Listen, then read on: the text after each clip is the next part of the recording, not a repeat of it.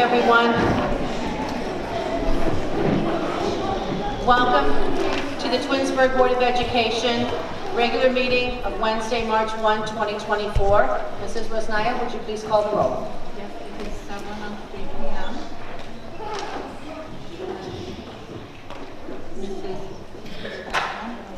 I thought I had it wrong.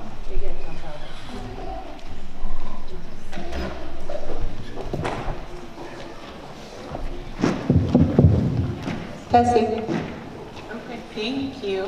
Ms. Hamilton, is it better? Yes. Great. Mrs. Davis? Here. Mrs. Egan? Here. Mrs. Hamilton? Here. Mrs. Crawford? Here. Mrs. Travis? Here.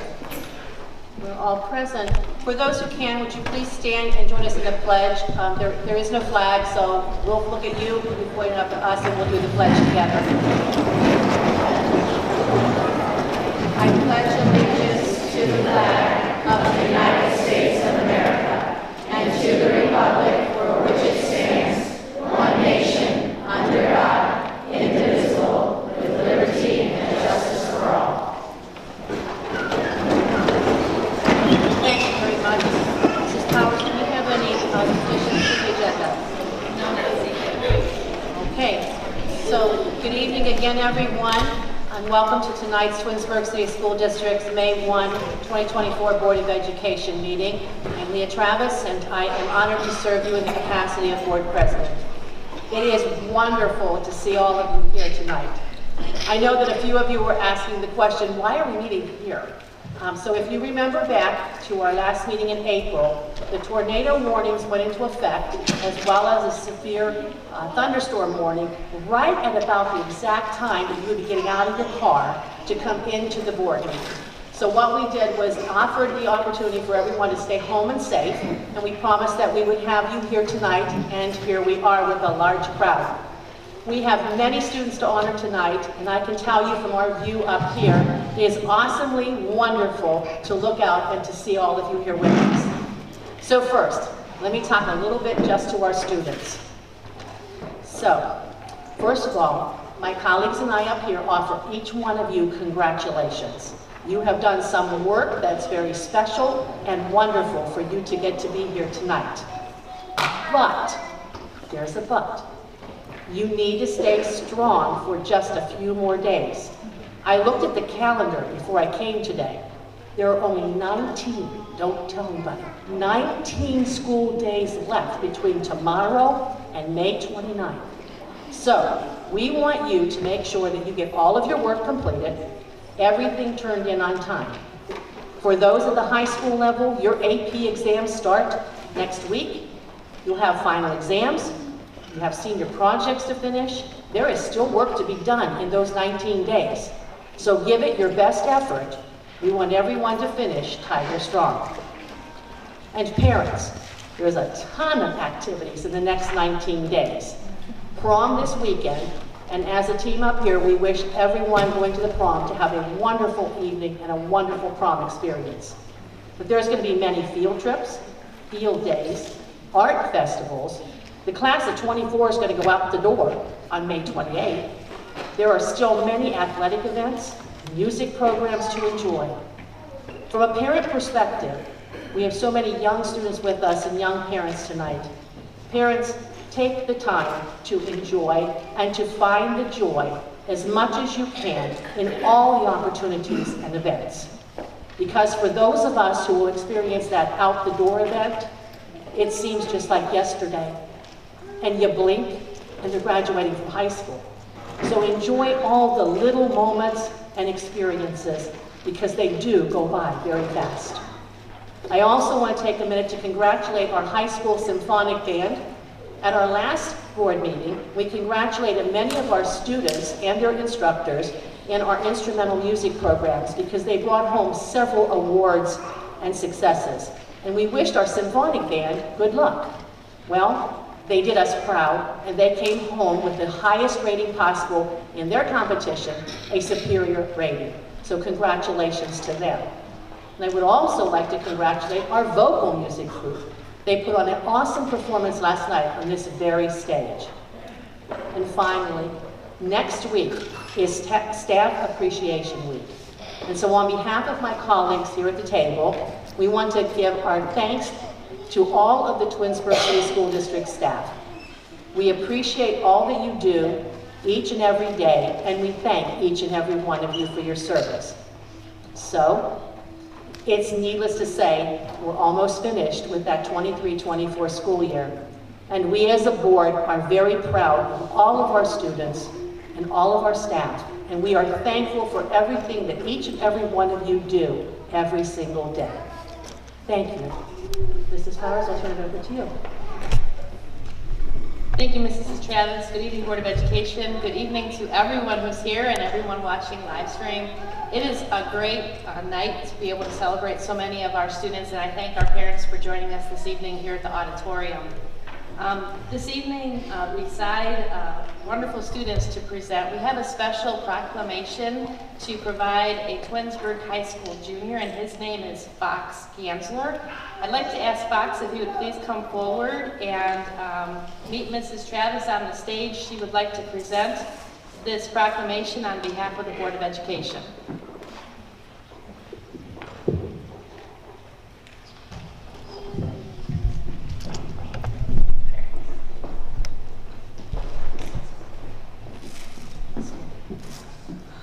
Okay, to present the proclamation honoring Fox William Gansler, Eagle Scout recipient.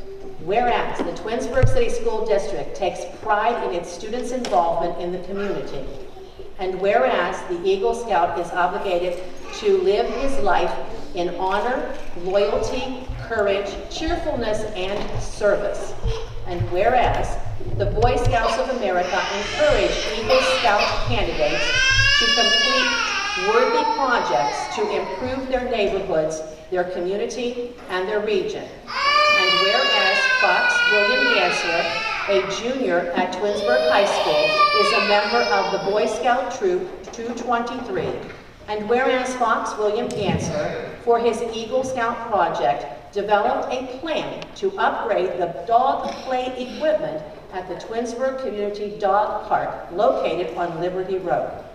And whereas Fox William Gansler coordinated a pancake breakfast fundraiser to cover the cost of the building materials required for his plan.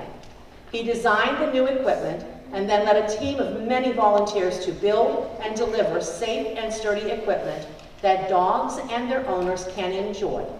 And whereas Fox William Gansler's Eagle Scout project contributed nearly 300 volunteer hours to the community and added 5 new dog jumps, an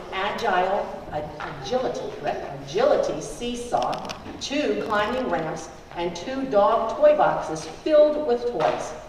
Whereas Fox William Gansler's commitment to leadership, service, and to the community is reflected in his steady, persistent progress through the ranks to achieve this prestigious award. Therefore, be it resolved that we, Leah Travis, President of the Twinsburg Board of Education, and Catherine M. Powers, our Superintendent of the Twinsburg City School District, do hereby honor Fox William Gansler of Boy Scout Troop 223 on his achievement of attaining the rank of Eagle Scout, the highest rank in Boy Scouts. Congratulations.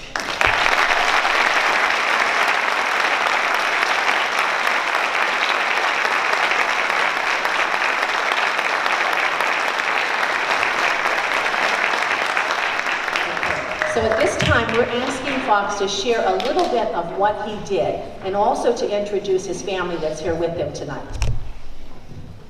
Thank you. I'd like to introduce my father, Doug Gansler, my mother, Heather Gansler, and my sister, Navy Gansler, for joining us this evening. Please stand up. Thank you.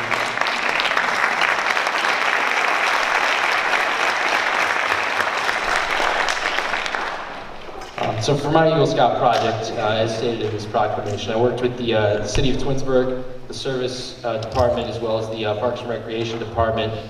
With their approval, with approval of some of the officials within my unit and local council, I was able to get this project approved. For the project, I installed a few new pieces of dog equipment, such as dog ramps, dog hurdles. I even put in 2 new dog toy donation boxes.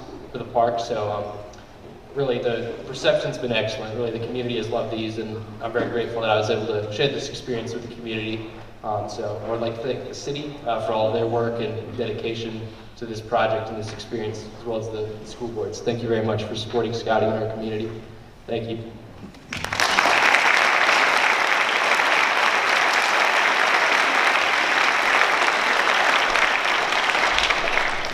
Fox, if you can just stay up on the stage for a second, I would like to get your photo with our Board of Education.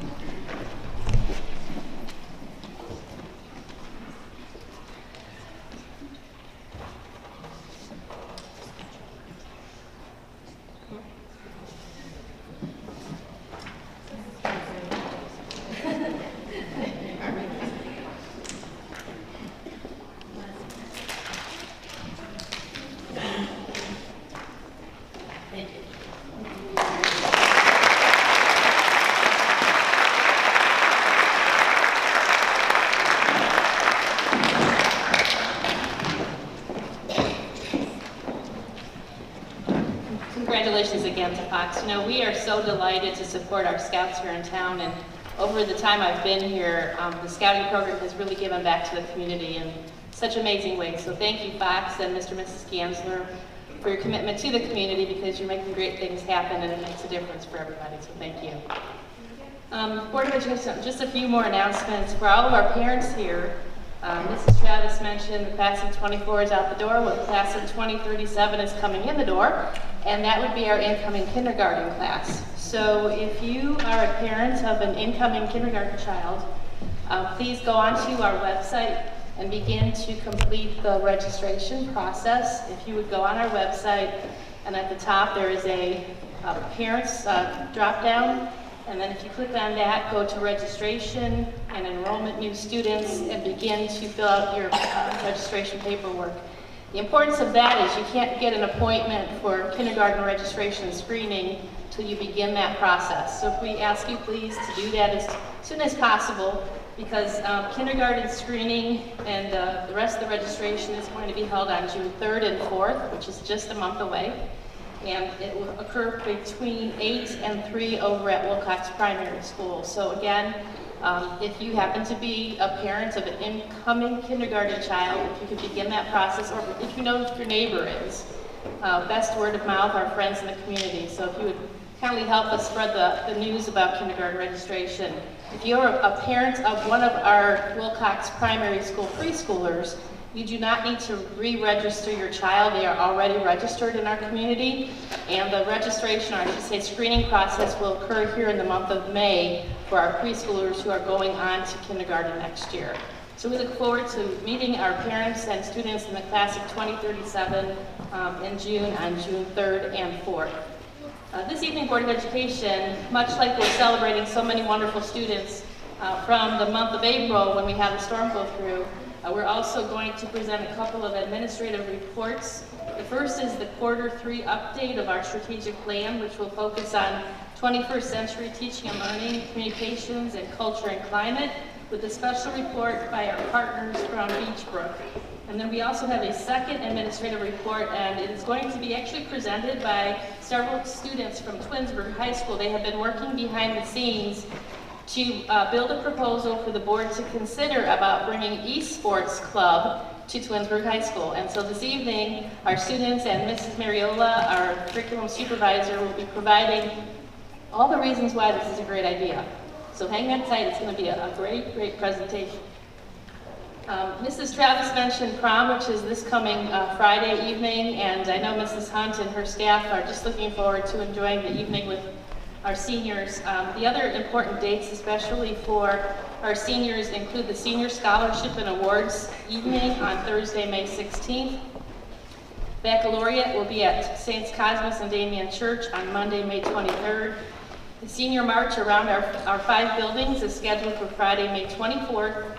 And of course, commencement is Tuesday, May 28th at E.J. Thomas Hall. So we're so delighted once again to celebrate with our seniors. They are a tremendous class of young ladies and gentlemen, and we thank them for picking us on their educational journey and we can hardly wait to see what they do once they cross the stage at E.J. Thomas later this month and off to their next best. So congratulations already to the class of 24.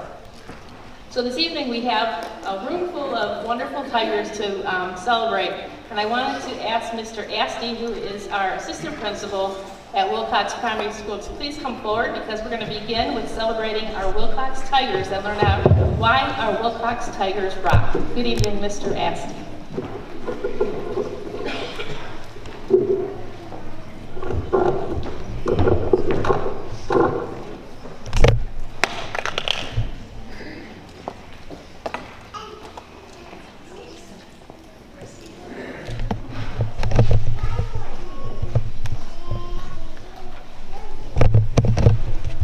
Good evening, Superintendent Powers, Board of Education, Twinsburg community. Mr. Asti from Wilcox Primary School.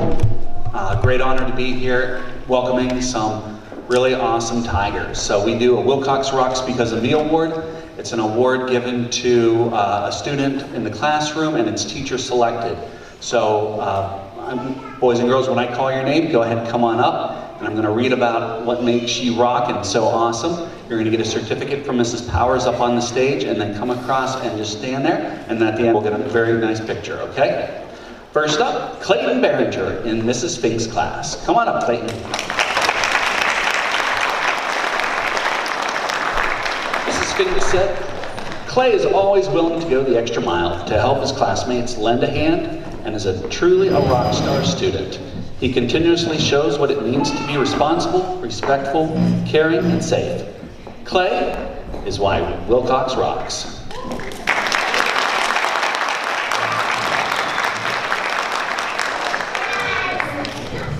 Next up, Meera Patel in Mr. Hill's class.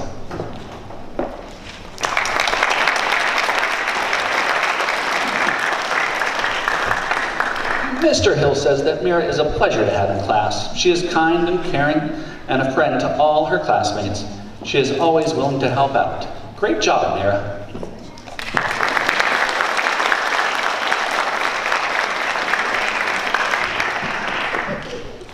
Our next student is Nylan Harris in Mrs. Zenz's class.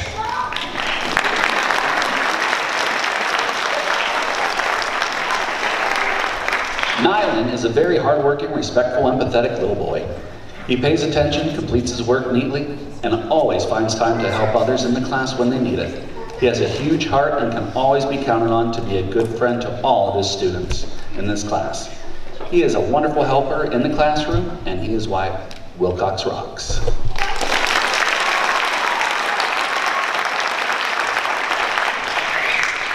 Next up, Tatum McCaskill in Miss Kuhn's class.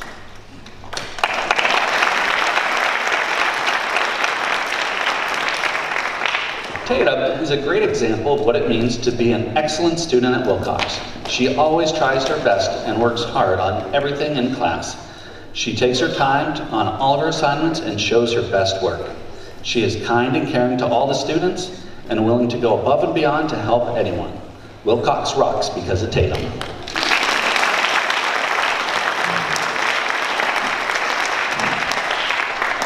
Next we have Emma Kosha in Mrs. Langhoff's class.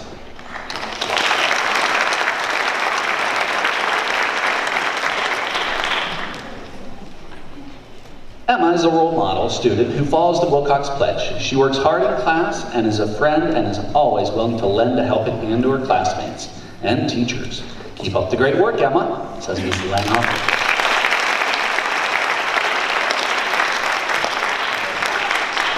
Next is Bryson Zima in Mrs. Moore's class.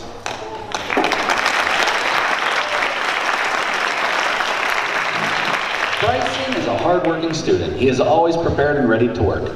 He is a willing participant in all classroom activities and is always kind and very helpful to his peers. Keep up the great work, Bryson.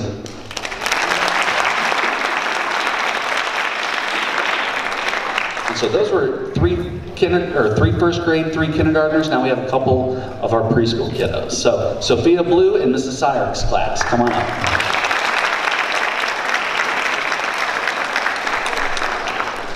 Sophia is a hardworking, friendly student. She joins her classroom every morning with a smile. Sophia is a good and kind student always looking out for the better good of those around her. She is a pleasure to teach and interact with in class. Wilcox rocks because of Sophia.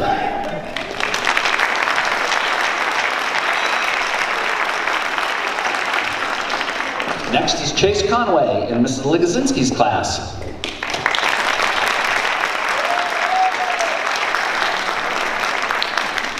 Chase is very kind. He looks out for every student in our class to make sure they are not left out. He looks for ways to include all of his friends in play. Chase greets friends and welcomes everybody into our classroom. Chase is always a friendly, smiling face at Wilcox. Wilcox rocks because of you, Chase.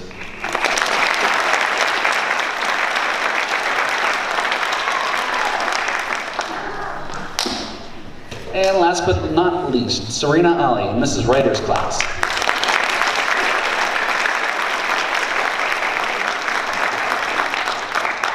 Serena is a very sweet person. She cares for her classmates and is always offering a helping hand. She says hi to everyone every day. She always has a smile on her face. Serena tries her best each day and has made so much progress this school year. Mrs. Ryder is so proud of her and is glad she has been in our class this year. Wilcox rocks because of Serena.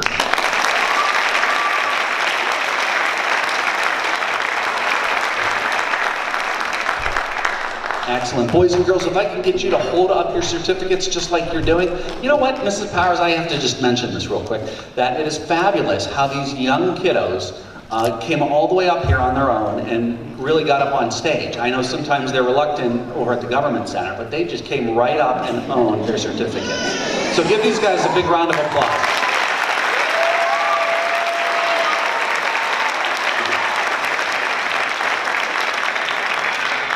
Moms and dads, if you guys want a photo, this is a great opportunity as they're up there. Boys and girls, go ahead and smile real nice for moms and dads.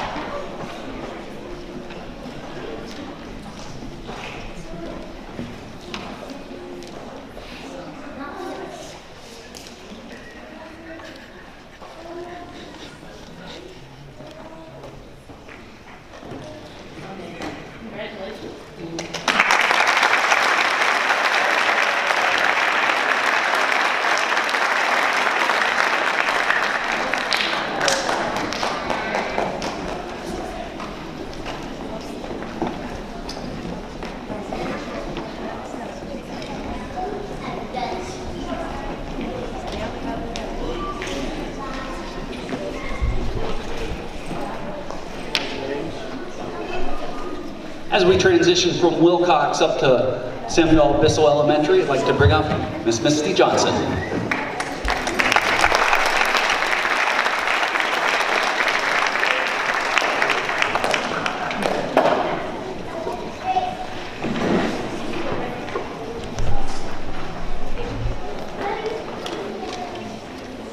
As we transition, Mr. Asti did let me know to tell our Wilcox wonderful students, if you want to duck out at this time, you are free to leave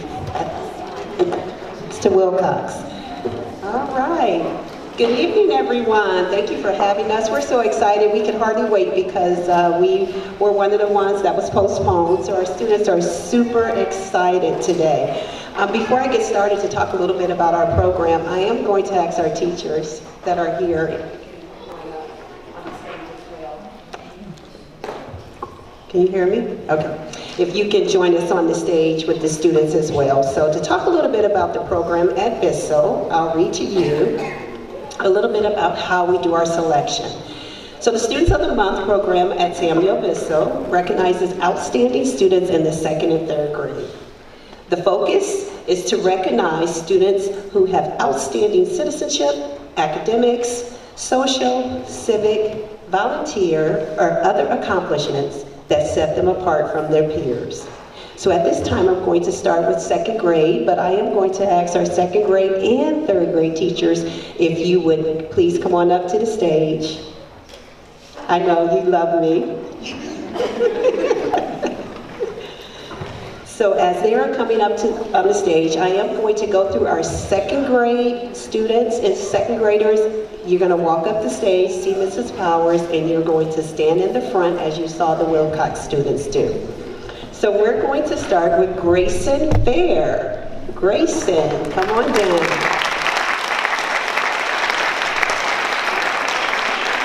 Grayson is a role model student. He is respectful, ready to learn, and he puts forth his best effort on everything he does. And that is from Mrs. Kinsella. Congratulations, Grayson.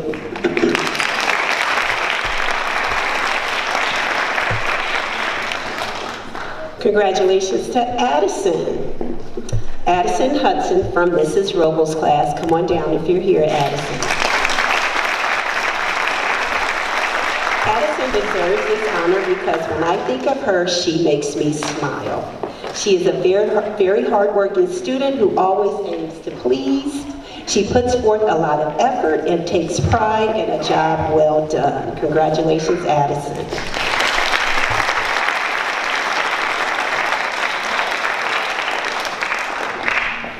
Vincenzo Jones from Mrs. Springer's class.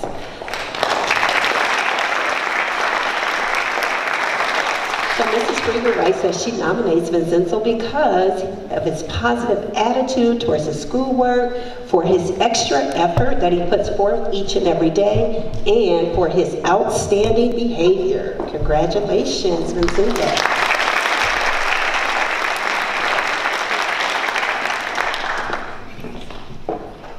Vince Lobig from Miss Jolly's class.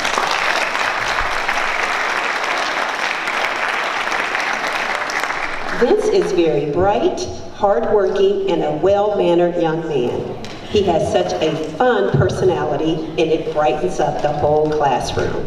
Congratulations, Vince.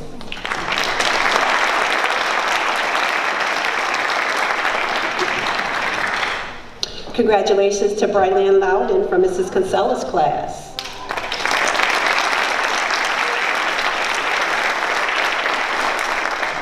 Brylan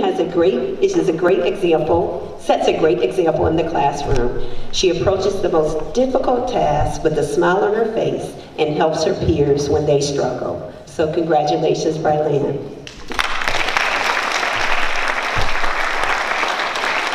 Congratulations to Abigail Moody. Abigail is from Mrs. Springer's class. And she writes, Abigail is Student of the Month because of her positive attitude towards her schoolwork, for her extra effort that she puts forth each and every day, and for her outstanding behavior. She always comes right into school and she gets busy immediately. Congratulations, Abigail.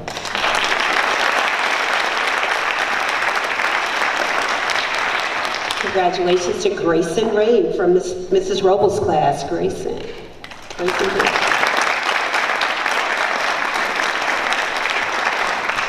So Grayson is nominated for Student of the Month because he is very hardworking and he always aims to please. He puts forth a lot of effort and he takes pride in everything he does.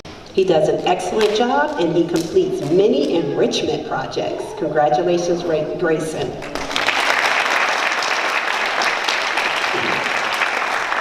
Congratulations to Colton Russ from Mrs. Bucknell.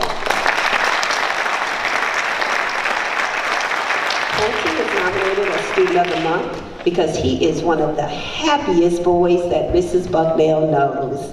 He has a true heart of gold. He is such a hard worker, and he's such a hard worker both inside and outside of the classroom. He always comes to school with a smile on his face, and he is a great role model. Congratulations to Colton.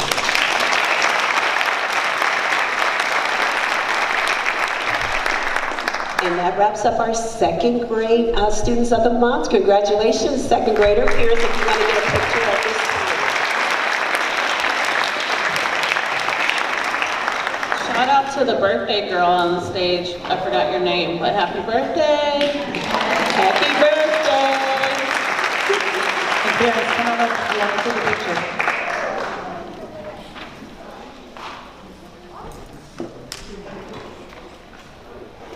All right, second graders, great job. You can come on down at this time. Oh, I'm sorry, one more picture, I'm sorry. Mrs. Powers is gonna take a picture. Say cheese.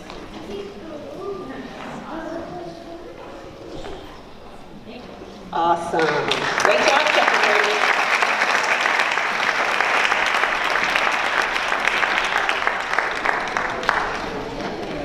Thank you, teachers, for staying up for our third graders. And now for our third graders, we're going to start with Evie Aldridge from Mr. D's class.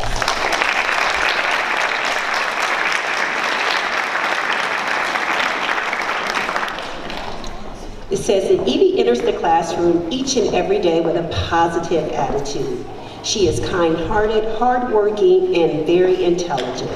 She has a great sense of humor, and no matter the task set before her, she gives 100%. Congratulations to Evie.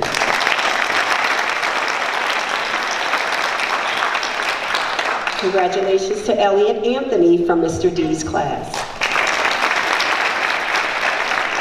Elliot is one of those students that is liked and respected by all peers.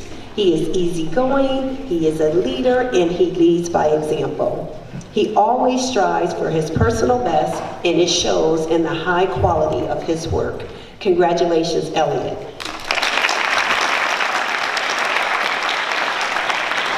Congratulations to Audrey Cameron from Miss Markham's class. Audrey comes in each and every day with a smile and is ready to learn. She's very dedicated to her academics. She shows grit each and every day. She's a good listener, she's patient, and is a leader in the classroom. Congratulations, Audrey.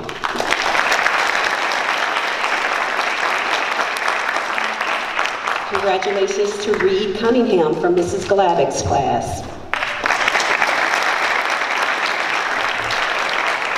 Reed is such a wonderful student. He is very kind and welcoming to others. He helps out around the classroom, he offers assistance to the classmates, and he lends a helping hand to the teacher. He does IXL at home, and he rises to the top of our class leaderboard. Congratulations to Reed.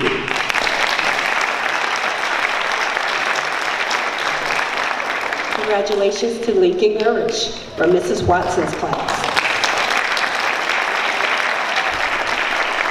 Lincoln is such a wonderful student to have in class. He shows up each and every day ready to learn. He's well prepared, he's always organized, he listens, participates, and he asks great questions. So congratulations, Lincoln.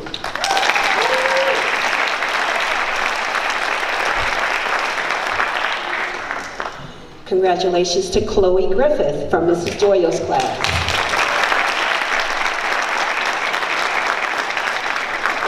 Chloe is bright, attentive, and hardworking. She is also a very good role model to her friends, both socially and academically.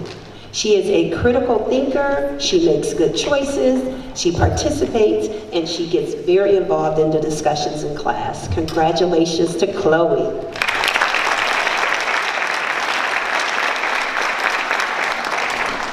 Congratulations to Xander Hartman from Mrs. Rowett's class.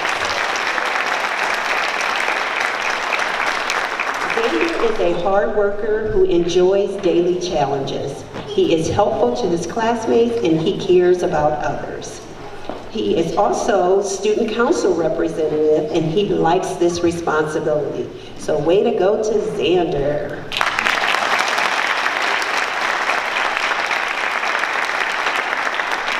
Congratulations to Shelby Heiss from Miss Markham's class.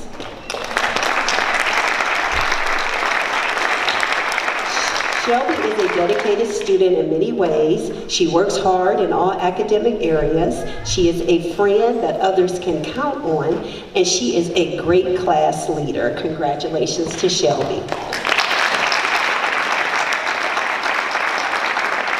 Congratulations to Katie Hoffmaster from Mrs. Ronaldo's class. Katie is creative, helpful, friendly, and self-motivated. She sets an example of excellence and cooperates daily at Bissell. She enjoys being part of a team in and out of school, and she stays active by playing softball and soccer throughout the year. Congratulations to Katie.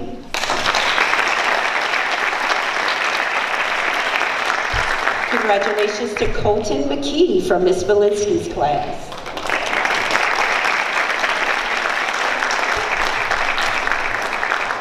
Colton shows exemplary behavior in every single thing he does in and out of the classroom. He is consistently participating in class and is always a team player and a good friend to everyone. He's very punctual, organized, and respectful. Congratulations to Colton.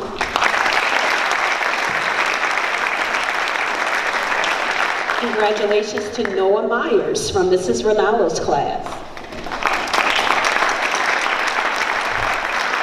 Noah is responsible, kind, polite, hardworking, and respectful. He represents Twinsburg proudly by competing on various sports teams. He is involved in wrestling and a Twinsburg rec and travel baseball player. Congratulations to Noah.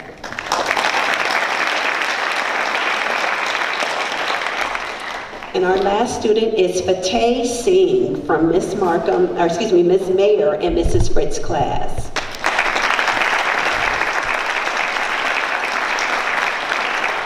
Fateh comes in each day with a smile and he is ready to learn. He is a role model and he shows grit by persevering throughout difficult tasks. He is a great listener, he is patient, and a leader in the classroom. Congratulations to Fateh.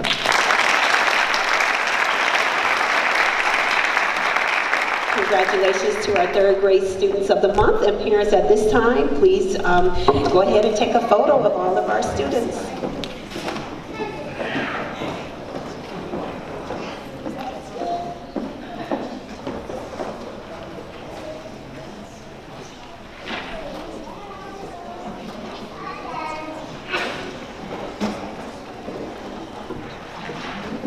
All right, hold those smiles. Mrs. Powers is coming to take a picture.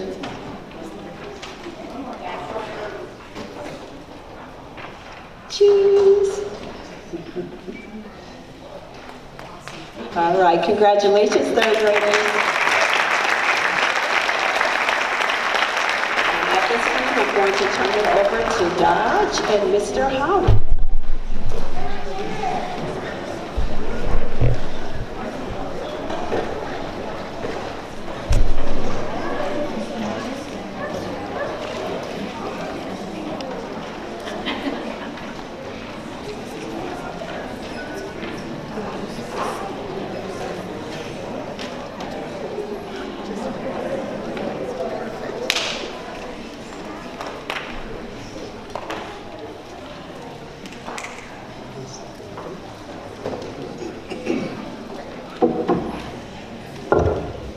So good evening, everyone. It's to be presenting our students of the month. One of the things going on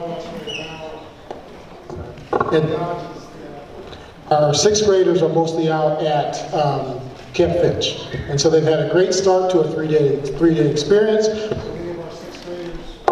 Many of our sixth graders won't be able to make it tonight. So we're going to recognize those sixth graders tonight, but we're also going to do something special for them moving forward.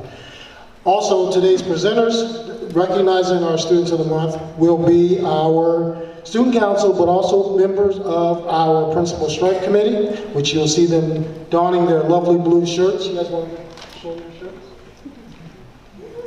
So again, our principal stripe committee are members of 4th, 5th, and 6th grade students that help us make decisions at school that make Dodge a wonderful place to be. And so they have lots of opportunity to talk about different kinds of things like school safety and school spirit and student engagement. And so today's presenters for the students of the month will be our principal stripe committee members along with our student council. So this time I'm going to turn it over to our young people and let them lead us through our Dodge students of the month.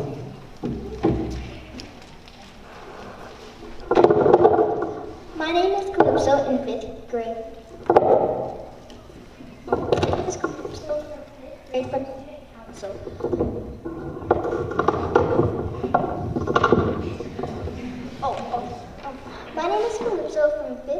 from Student Council. Mr. Bilbeck has nominated Colin King. Colin King has been selected as the Physical Education Student of the Month because of his outstanding level of respect for his peers, teachers, and outstanding and learning community. Colin consistently listens attentionally during instructions with his eyes on the speaker. It is clear that Colin respects our physical education classroom based on his tremendous level of participation and effort during each activity. Colin routinely demonstrates the behavior of a true champion and a leader of our team. Congratulations to Colin King.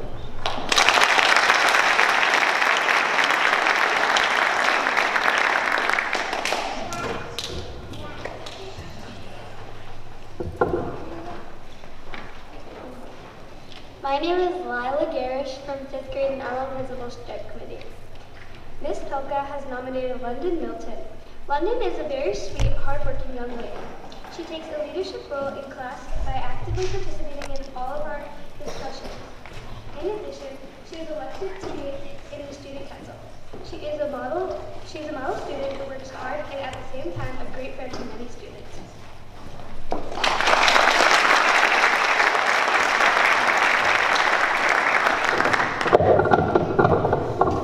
My name is Tara Logadici. I'm from 5th grade, Student Principal Stripe Committee. Mrs. Latch has nominated Cassidy Johnson. If you are looking for a responsible, respectful, and kind student, Cassidy is your person. Cassidy works hard in everything she does. Her kindness is contagious. She arrives at school with a big smile on her face and leaves after school with the same smile. Cassidy continues to follow all Dodge expectations. She will continue to be a great role model. Tigers, it is an important honor of being Cassidy's teacher.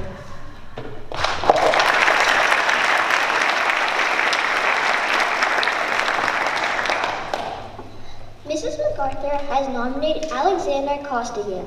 Alexander is a hard-working student. He puts forth his best effort in every subject and is ready to grasp new concepts and ideas. He is eager to learn and participate in class. Alex is always paying attention, asking questions, and giving answers, and has an enthusiasm for learning. Alex is a wonderful role model for his classmates.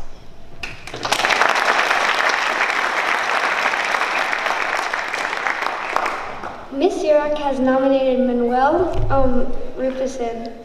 Manuel is such a joy to have in class. He comes to school prepared to learn, and he loves to participate and share his thoughts with the class.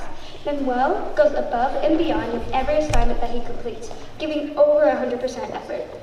Manuel gets along well with his classmates and is a model student. Manuel has a positive attitude and brings his smile to George G. Dodge Intermediate School every day. We are privileged to have the chance to teach Manuel this year.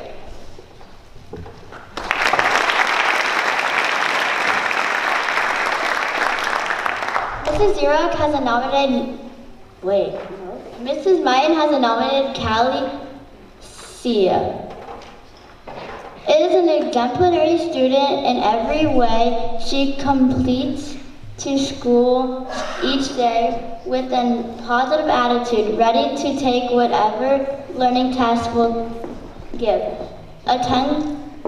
Attitude ready to take whatever learning task we give, a good friend to everyone. She participates well in class and goes above and beyond with all of her assignments. Callie is continuously student and a wonderful role model to her peers. We are incredibly fortunate to have this opportunity to work with Callie this year.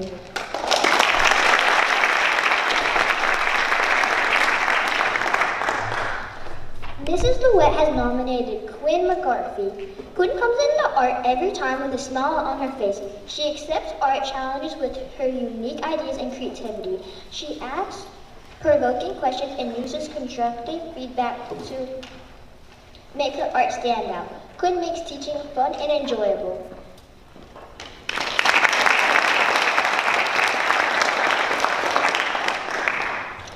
Mr. Music has nominated Devlin Siwa.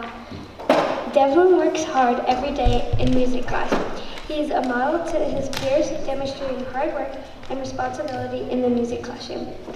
I have enjoyed watching Devlin grow so much on the violin from 4th grade to 6th grade. Devlin demonstrates a dedication to the violin and a strong leadership skills.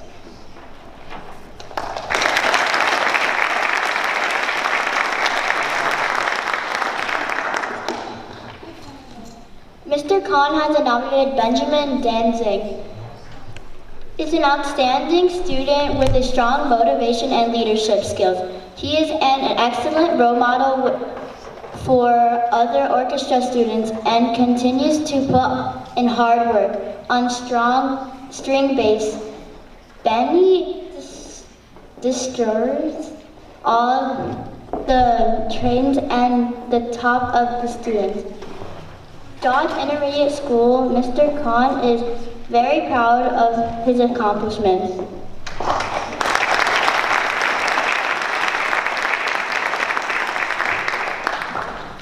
Mr. Kelly has nominated Noah Henderson.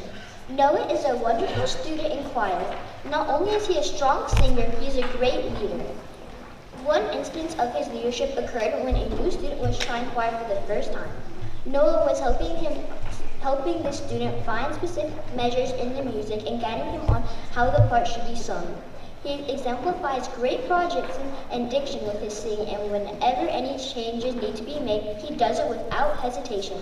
Noah constantly motivates his peers to be the best they can be, and is a great representation of our 6th grade choir at Dodge.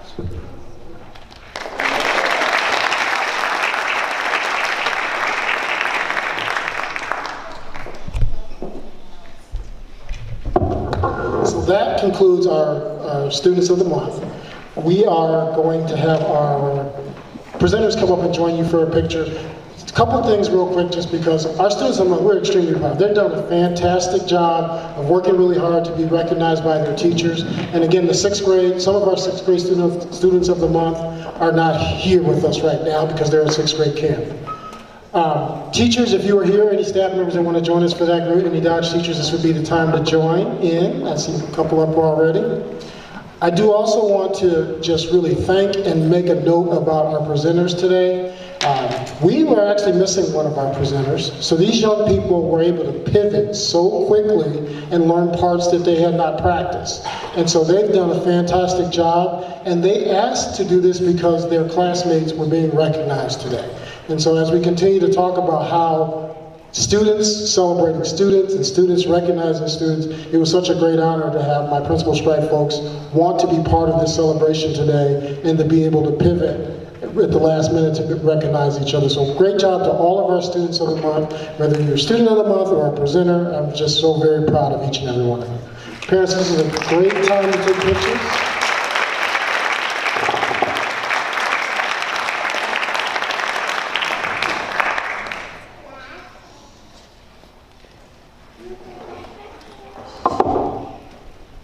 So let's give them one more round of applause.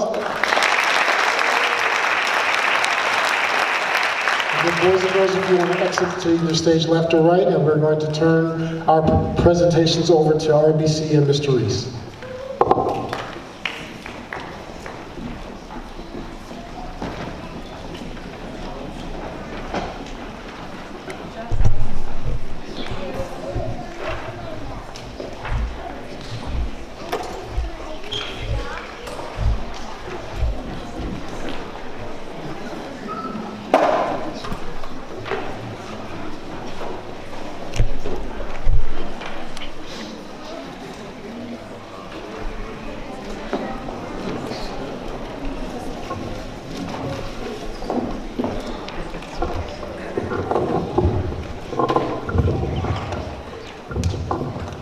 Good evening, Board of Education, and it's glad that we can finally make it here. Believe me when I say the least favorite part of a middle school year is practicing for the tornado drill, so we did not want to have to do that at the Student of the Month ceremony last month. So we are glad to be safely here today, and it's my honor to present to you our 4 7th grade and 4 8th grade students for our Students of the Month.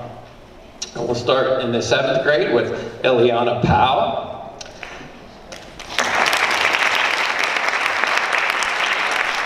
Ellie is a delight to have in class. She is engaged and hardworking and participates often.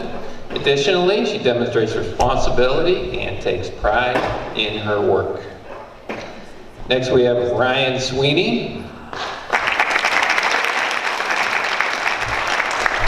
Ryan's teachers chose him for his friendly demeanor, cooperative nature, and determined attitude. He's willing to do anything that's asked of him and always maintains focus during class and is a great role model. Gwyneth Fries.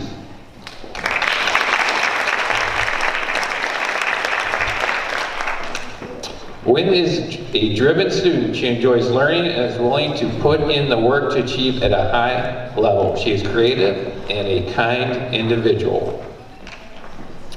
Seth Hamid.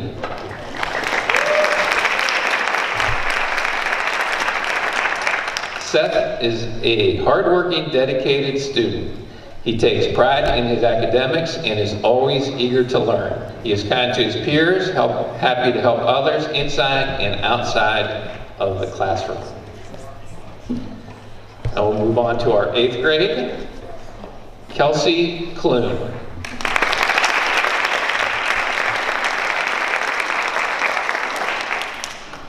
Kelsey's teachers are honored to pick her as their Student of the Month. She's truly an exceptional student who always strives to do her best daily. She is a joy to have in class and works well with her peers.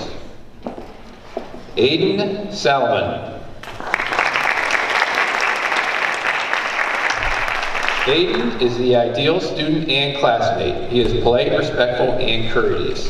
Aiden always works to the best of his ability and strives to do his best in all of the classes. He is a model student who is admired by his peers.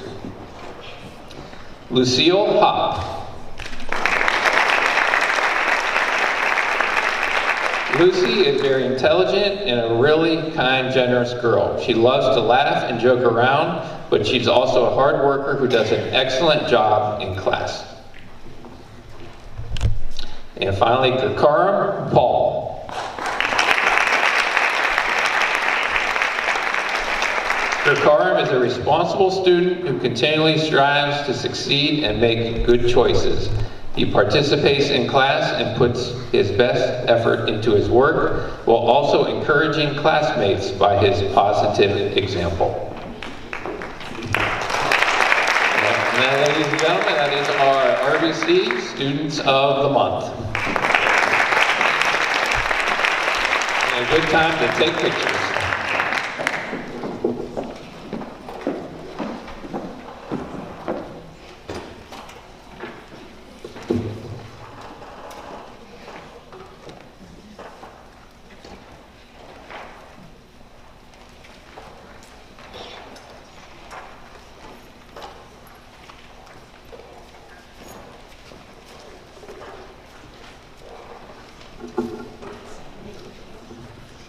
Thank you, students. You can exit the stage. And I'm going to turn it over to Twinsburg High School Principal, Mrs. Hunt.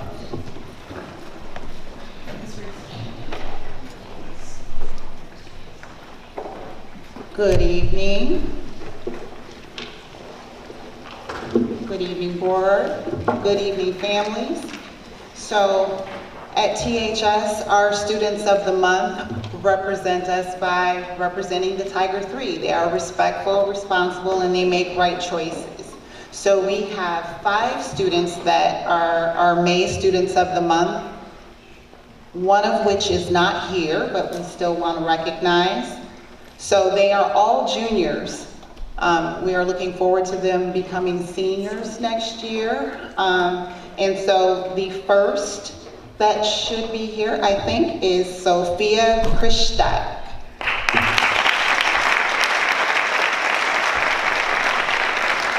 Sophia, is a junior, and she is just one of the most sweet and kind, giving, and conscientious students that we have at THS. I am going to introduce her mirror and her partner, who she is oftentimes seen with because they both were nominated for the same reason. So, Miss Tina Zarati Carrillo is also a rising senior and also very giving and sweet and kind and conscientious. These two young ladies rose to the challenge when I asked who would like to decorate my door during Black History Month. And they worked tirelessly, giving up all of their study lab time, printing out pictures, cutting out things, getting the help of Mrs. DiMatteo to just get everything together. And it is still up. I will be sad to take it down at the end of this school year. So thank you to the two of you. Next up, Nora Kramer, who is not here, and Aria Gebbie.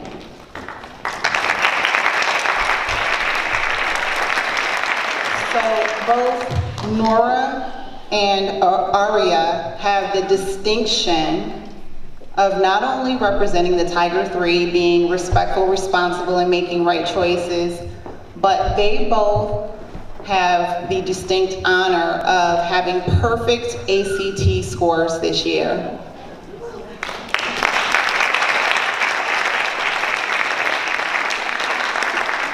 And then last but not least, Mr. Aiden Bryan.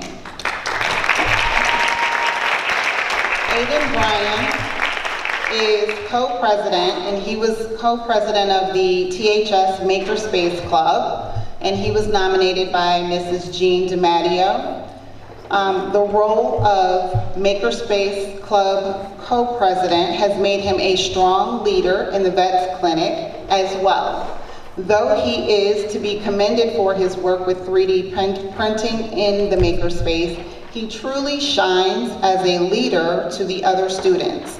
Currently, he is guiding our Makerspace students, gathering ideas for next year's collaborative project with Bissell Elementary School as we bring the Vets Clinic there. He too served as a speaker for our Vets Clinic presentation to the Twinsburg Schools Foundation and Twinsburg Schools Today. Aiden is a very caring and compassionate student, and those are commendable traits. So please give us a round of applause and congratulate our THS May Students of the Month.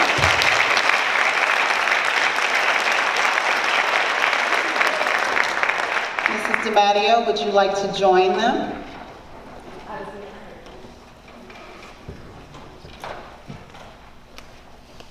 And parents, feel free to take as many pictures as you want at this time.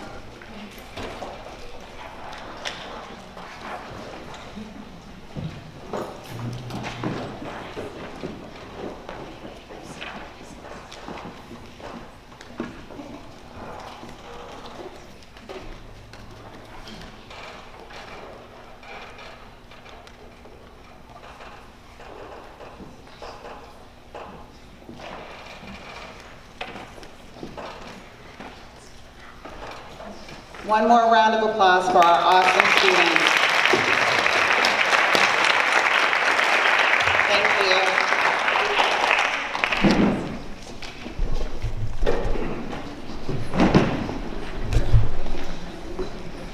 And now I think I'm turning it over to the board.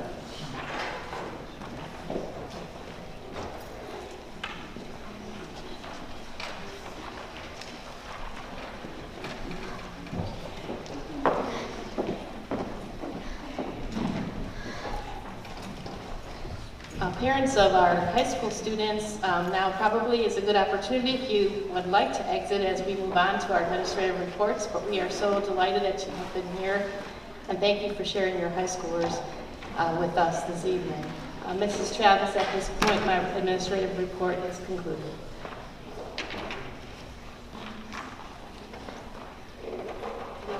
Reports? Yes.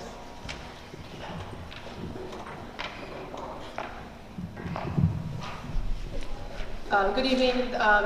This week we had our Business Advisory Council meeting yesterday morning, and a couple of just different updates from the different schools that we had. Wilcox worked with their VETS program, learning on animals. They had 3D printers, stuffed animals, and they were able to learn different parts and explain and have a great experience with these animals. Bissell on May 22nd will have their career day. RBC will have CBCC on May 7th and 8th do their experience lessons with the 7th graders. And at the high school, they're finalizing their resumes and their portfolios with the 11th graders. They're almost complete. Rhonda and I also had the experience of doing the career view. They have VR headsets, and so with these VR headsets, you had demonstrations of different careers that the kids at the high school will be able to learn about. So we were able to put these headsets on yesterday and learn the different experiences. We did, construction. It went from a whole bunch of, different examples that we can see through these headsets. So it's a really cool experience and exciting for the students to be able to have the opportunity to learn about all of the different careers and opportunities. And they're also working on a connections program for the pre-apprenticeship program. It's going to be in several different fields. Currently, they have 41 students that are enrolled, and this will give them the opportunity to have the Ohio Means Readiness Seal on their diplomas. They range from careers in IT, banking, insurance, and hospitality. So that will be a nice pre-apprenticeship program that they're going to be working on here in the future. And finally, in March, they had their exploration fair, which was a huge success. They had a lot of students had a lot of interactions. They did an exploration passport card this year, and they were able to have get more over, I think it was 80 plus different vendors across the Twinsburg school or community that were able to explain their business opportunities to all of our high school students. So they had a great success and look forward to building that even larger for next year. Is there anything else that we need to, I missed? The only thing I would add is that, so we had this little flyer, Youth Success Summit come out, and they had spoke to us, and we're really looking for Twinsburg businesses to join and apply to this program. What they're offering is they're going to fund summer employment, an opportunity for students to earn up to $2,400 during the summer, to work up to 20 hours a week. And in order to, the qualifications is just income eligible. We really want Twinsburg businesses to participate because with transportation, it's not easy for students to be able to get to other areas of Summit County.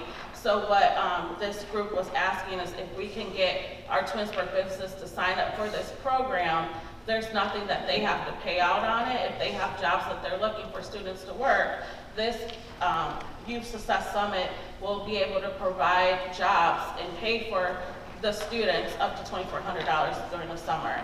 So there is a QR code for businesses to sign up at online. The website is youthsuccesssummit.org/work. I know that we were sent today actually a toolkit. So I know we'll be spreading the word out to the community so that not only our businesses can participate, but our students, youth ages 16 through 18.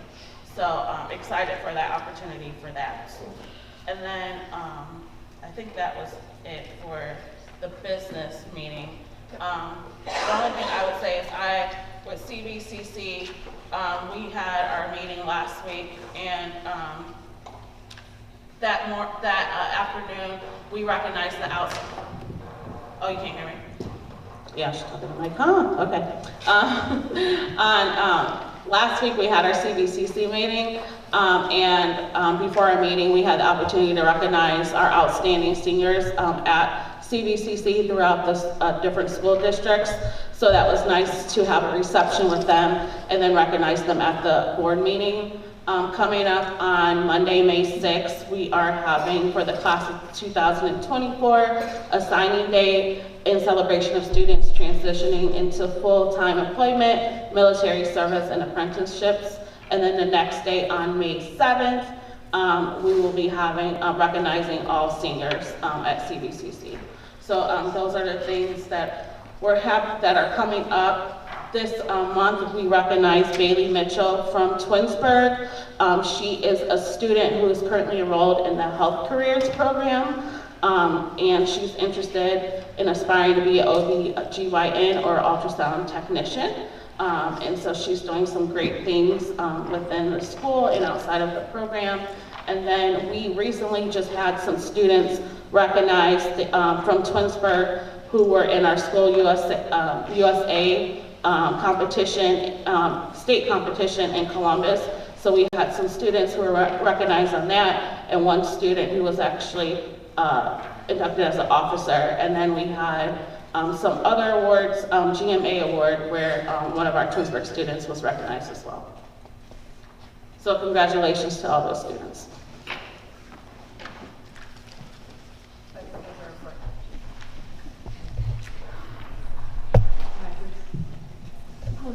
We'll now move into our administrative reports. There's one more committee report. Yeah, just one more from us, or from Policy Committee.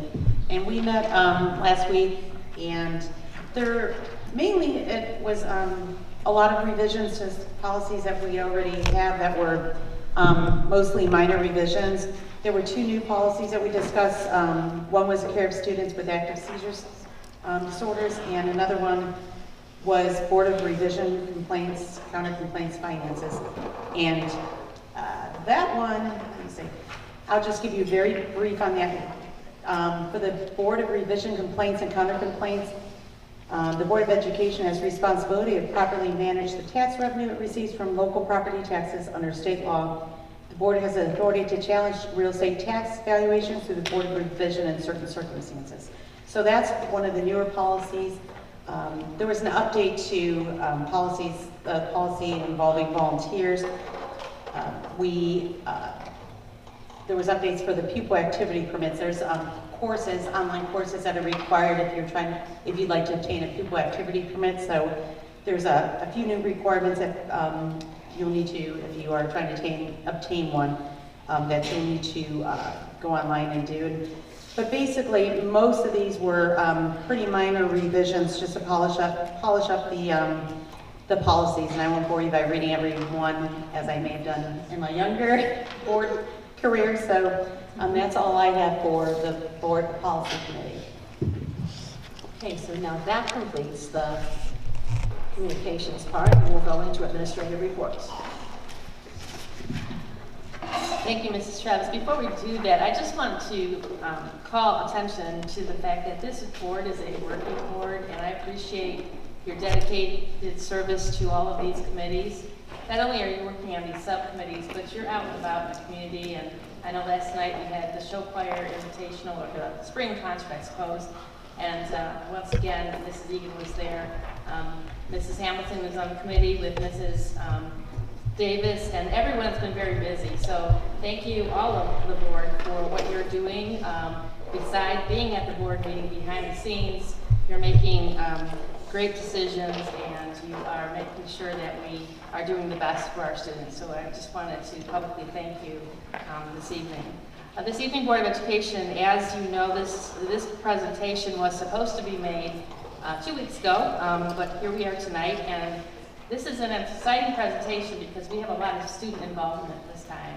And we appreciate our students from Samuel Bissell being so patient with all the recognitions tonight.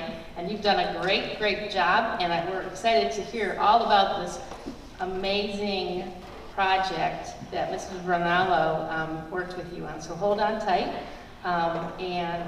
We will, I'm sorry, Mrs. Rowetter. What am I thinking about? Sorry, Ms. Rowetter. So Mrs. Rowetter and her children had this amazing project. And so this evening, to kick off the presentation, I want to ask Mrs. Farthing, our Director of Curriculum and Technology, just to set the stage as we move forward. Good evening, Mrs. Farthing. Good evening, Mrs. Powers and Board of Education. Come on. Oh, so now. Okay.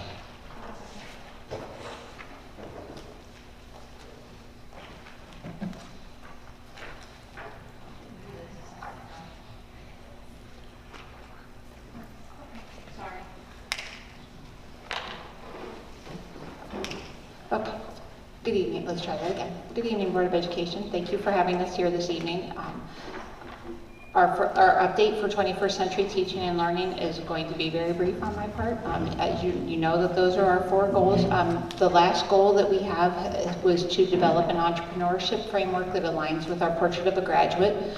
So we worked with Battelle for Kids, and we had our Portrait of a Graduate changed a little bit. So if you look up where the graduate is, the graduate now could have the option of the 4th E, which is entrepreneurial. So we had enrolled, enlisted, and employed, but this year one of our goals has been to work in that 4th E, and as Mrs. Egan just mentioned, all of the things that are happening with the Business Advisory Council, all of the focus on that aspect for our students, we added entrepreneurial. So we just wanted you to have the first glimpse at this evening with entrepreneurial, and that is one of the goals within the committee. Obviously, what we do with 21st century teaching and learning is all about what happens in the classroom. So as Mrs. Powers mentioned, these students have been sitting so patiently, and they're so excited to talk to you. And I'm gonna let Mrs. Johnson set the stage with them, and then we will get started with Mrs. Rowetters' class. Thank you again. Are you ready for excitement? You know, like football? Because they're ready.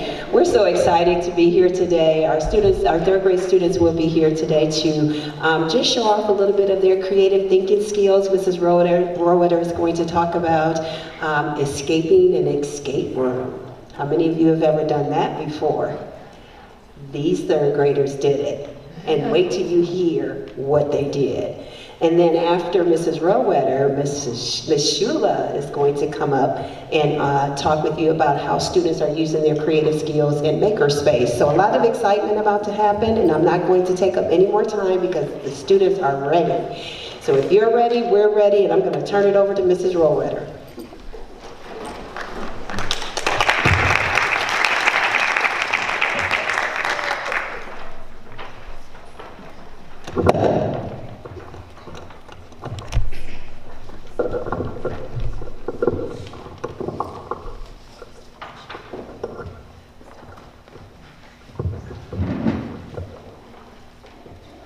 Good evening. My name is Mrs. Rowetter and I teach 3rd grade. Our class is continuously learning about context clues. Context clues are hints that the author gives to help define a difficult or unusual word.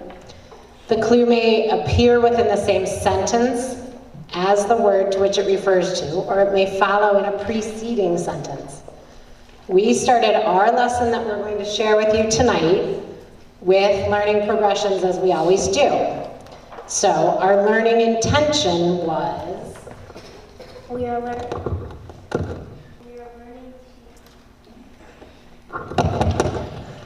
learning to use context clues to read and understand new words.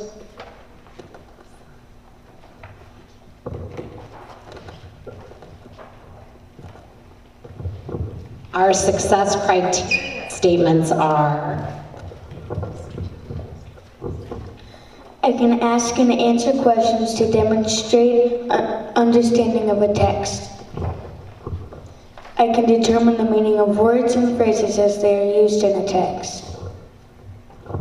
I can use root words that I know as a clue to help me learn the meaning of new words with the same root. I can figure out and use words that are appropriate for 3rd grade and higher grades. I can use clues and sentences to help me understand new words. so our 3rd grade class, can you hear me, took part in a context clue escape room. An escape room, also known as an escape game, puzzle room, exit game, or riddle room, is a game in which a team of players discovers clues, solves puzzles, and accomplishes tasks in order to accomplish a goal. The goal is often to escape or break out of the room. So our escape room had a mission.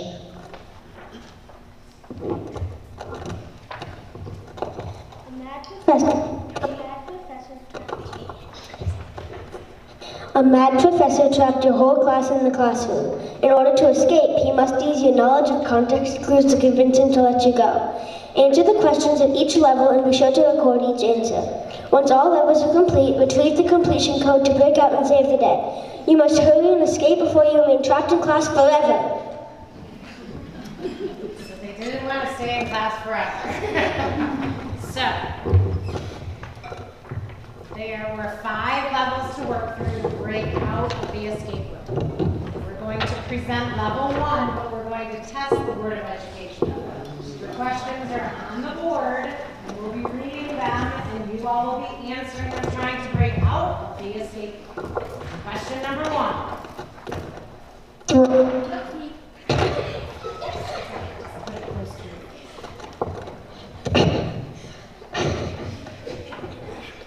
Throngs of people went shopping at the mall the day after Thanksgiving. What is the meaning of the word throngs? A, few, B, crowds, C, small groups, D, everyone. B. Are they correct? It is B, crowds. Okay,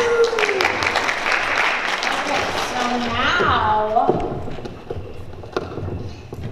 You find the letter B on the letter sheet. Then you follow the line till you get to the number, which is 3. And then you mark it down on the key sheet. don't worry, you'll understand in the next few steps. Question number 2. Jordan's science teacher told the class that water is essential to life because all creatures survive on it. What does essential mean in this sentence? A, somewhat important. B, not needed. C, a luxury. D, absolutely necessary. D. Correct. D, absolutely necessary.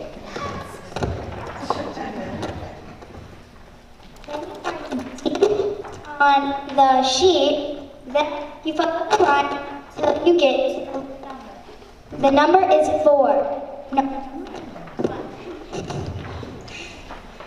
Then you mark it down on the key sheet.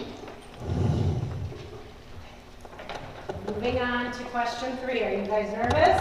Are you A ready? little bit. Okay. Question 3, only 4 questions. The annual county fair was the biggest event of the year. Everybody enjoyed the food and the games. What does annual mean? A, big, B, great, C, yearly, D, monthly. C. That's my final answer. Correct. Okay. Then you go back to the puzzle. Back to the puzzle sheet. Then you follow the line till you get to the number. The number is 2. You write it down on the key sheet. Last question. Question 4. I knew I shouldn't have eaten all that candy, John said. Now I feel queasy. What does queasy mean? A, sick. B, hyper. C, great. D, lazy. A. Correct. That's a trick question. A, sick. You could feel lazy, but trick question. Okay. And you follow the A line, and it leads to the number 4. You mark it down on the answer sheet. The ending code should be 3, 1, 2, 4. So, you all succeeded. I'm very proud of you. Say good job. Good job.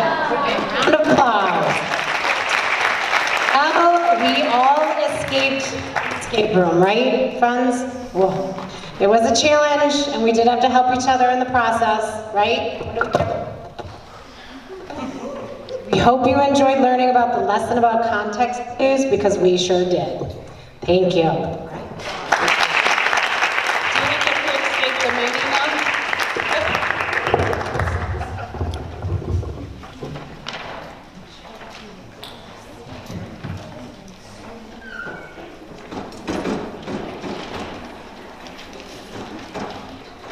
And since it is 8:20, thank you so much, Mrs. Roweiter's class. Can we give them a round of applause? Nice job, students. Thank you so much for hanging out with us this evening, and we're going to dismiss Mrs. Rowetter's class if you would. You're welcome to stay for the rest of the presentation. Oh, Mrs. Shula has two friends who are staying with her. Come on up.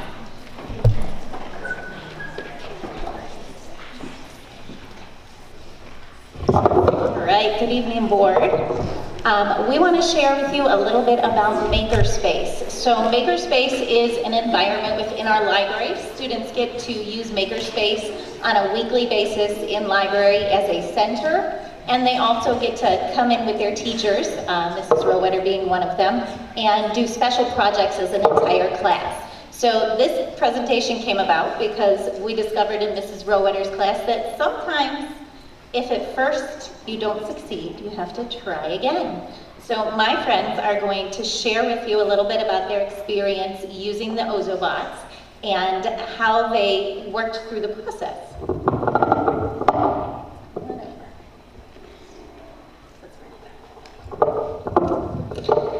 In library, we learned how to code an Ozobot. To code an Ozobot, you use a special marker and coding paper. Holding up an Ozobot. This is what Ozobot looks like.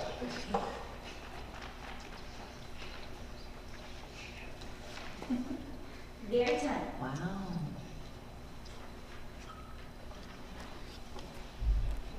Let's bring it right.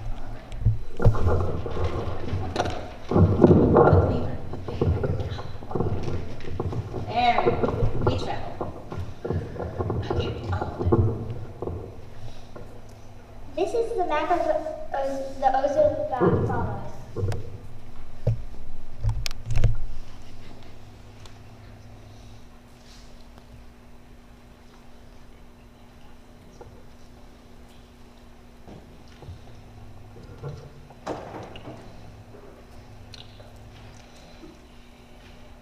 We use this paper to make the Ozobot move.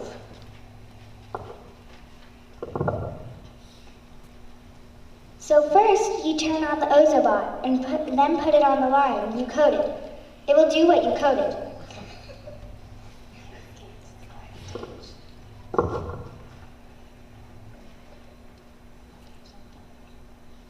This is a special coding paper that you need to code an Ozobot.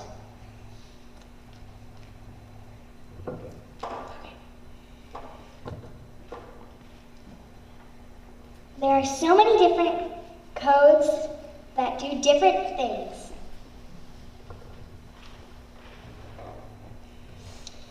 Some of the ones we did were zigzag, turbo, tornado, and more.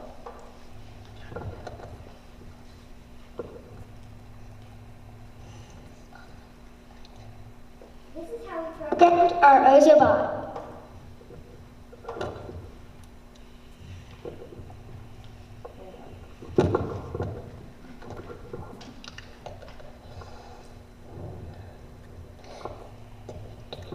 Thank you. And you made it to the end. All right, so Ozobots are the first step in our coding process for students in elementary levels to learn how to code. So what they did here is they used a black marker and then some colored markers. As you can see from some of the pictures up there, some of the teams used colored markers right off the bat and just thought that they were just going to do codes and skip the black marker part. Well, Ozobot didn't want to do that. So we learned that we had to take the black marker and then insert the different code pieces in order to make that work. So they had a lot of fun with it, and it was a great learning process. One of the other demonstrations I have for you, we had a challenge over Thanksgiving. Over Thanksgiving break. I voluntarily said to students, hey, if you're watching the Macy's Thanksgiving Day Parade and you want to create your own parade float out of anything in your house, bring it in after Thanksgiving break and I will display it in the library. As you can see, we have some pictures of their creativity. They did a really awesome job, and I wanted to bring this one in with me. This was one of our students, D'Angelo Rollins, an incredibly detailed float, including all different types of insects and fairy lights and plants, and just completely voluntary over Thanksgiving break. So they really do enjoy Makerspace. They like thinking out of the box and getting that opportunity to be creative and kind of step away from the math problems and all the writing assignments, and they're still learning while they're doing all of it. So that's the thing we enjoy the most. Thank you, Owen. Thank you, Hannah, and thank you, board.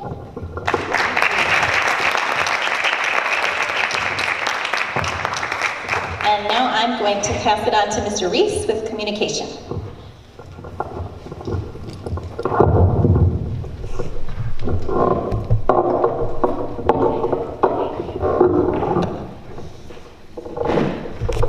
Good evening, board, again. And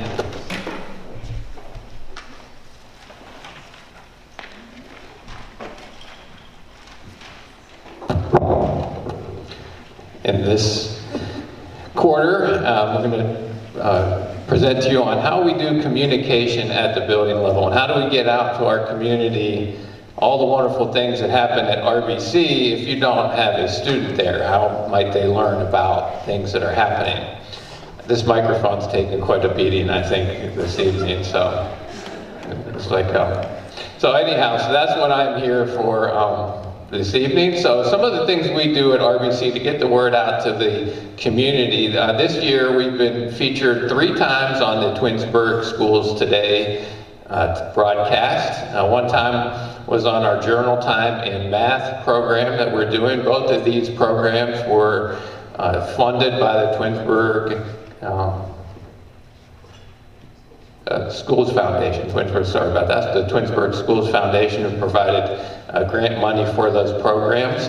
Another episode of Twinsburg Schools Today featured our Student Advisory Council, and they talked about how students have a voice at RBC. And the third episode of the Twinsburg Schools Today broadcast featured our brand new electric orchestra, and there's a picture of them, and it's really been a fantastic addition to our music program. So one way you can learn about RBC if you don't have a student there, you're not getting my messages, is through the broadcast. But maybe you didn't see the broadcast. How else might you learn about our electric orchestra? Well, maybe you went to the Community Expo. So our electric orchestra, I thought, stole the show. I thought it was just a really neat addition. Like I said, I've never seen it before at a middle school level. And so they were one of the featured performers at the Community Expo. And also at the Community Expo, the community could see our students' artwork that was being exhibited there. But if you didn't go to the Community Expo, how else might you see our students' artwork? Well, maybe you have stopped by the Twinsburg Public Library, because there were several months and several different displays. Mrs. Netto does a great job of partnering with the Twinsburg Public Library.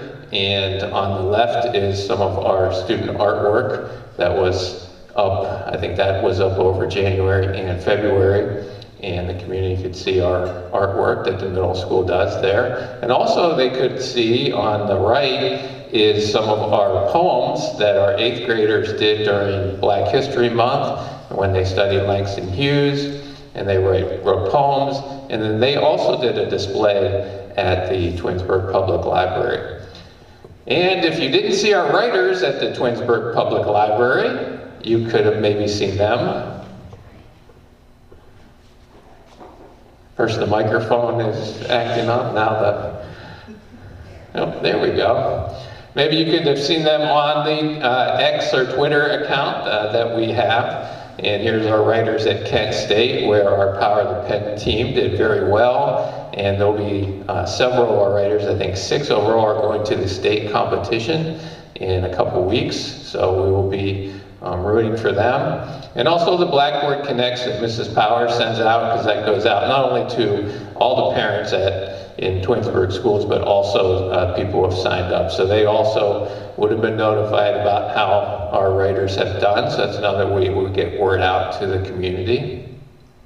And if that doesn't work, was our school website. So you can see there's Also the announcement of the power of the pen and how they did. And I know that's, I think, probably the most powerful way if people are searching for information about how what we're doing at RBC is they're going to go to our website. And so Mrs. Richards, my 8th grade guidance counselor, she updates it and she does a great job of making sure that everything is current and that all the great stuff that is happening is posted, such as our Power of the Pen team, our Cedar Point trip coming up, and more. And if nothing else, you can't help but live in Twinsburg and drive by RBC and see the school sign, right? So you can't help but hear something about RBC or see something about RBC. Here's our Honor Corps, which was last week, and we had a great 124 students inducted into Honor Corps. And right now it has our 8th grade picnic and our Cedar Point trips posted. So again, we try to stay current with that so people know as much as we can about RBC. We also, all the principals write for the calendar, the school calendar, and for the quality profile about all the great things that happened, and that gets, again, sent out to all the community, not just people who necessarily have students at our school. So those are ways we try to communicate to our larger community things that we are doing at RBC. And next I'll turn it over to Mrs. McKinney.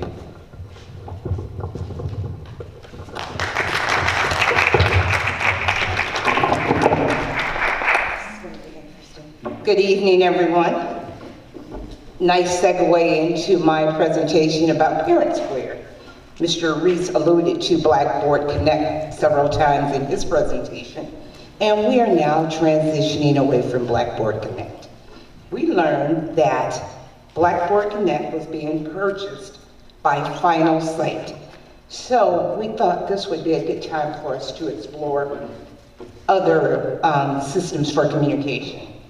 Consequently, at the same time, Remind 101, which is also a communication tool that's heavily used by our staff, was being bought by Parent Square. So we took a look at Parent Square and found out that it could do both.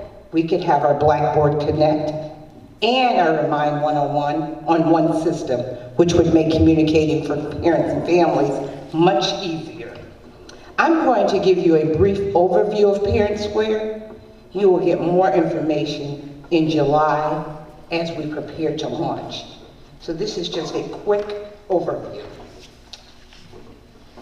How Parent Square works: teachers and staff share school-related news on Parent Square. Parents receive and sign up to get automated reminders.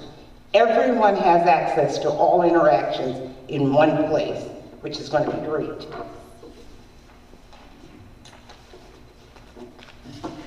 There are different types of, you can get smart alerts, which are, you get school-wide announcements at your fingertip. There's one-tap participation for volunteering, conferences, event RSVPs, payments, permission slips, and more. Parent Square is a two-way communication. You send and receive real-time messages directly with teachers and administrators. Various forms of notification that you can choose. You can go to the menu and just ask for notifications, or you can toggle on or off of email or text notifications. You can select instant or digest. Instant notifications means that you'll get notifications all day as they come in. The digest is when you can select a certain time of the day and then you would receive them all. In either case, you have a choice on your notification preferences. Also, you can have your notifications translated into any language that you like.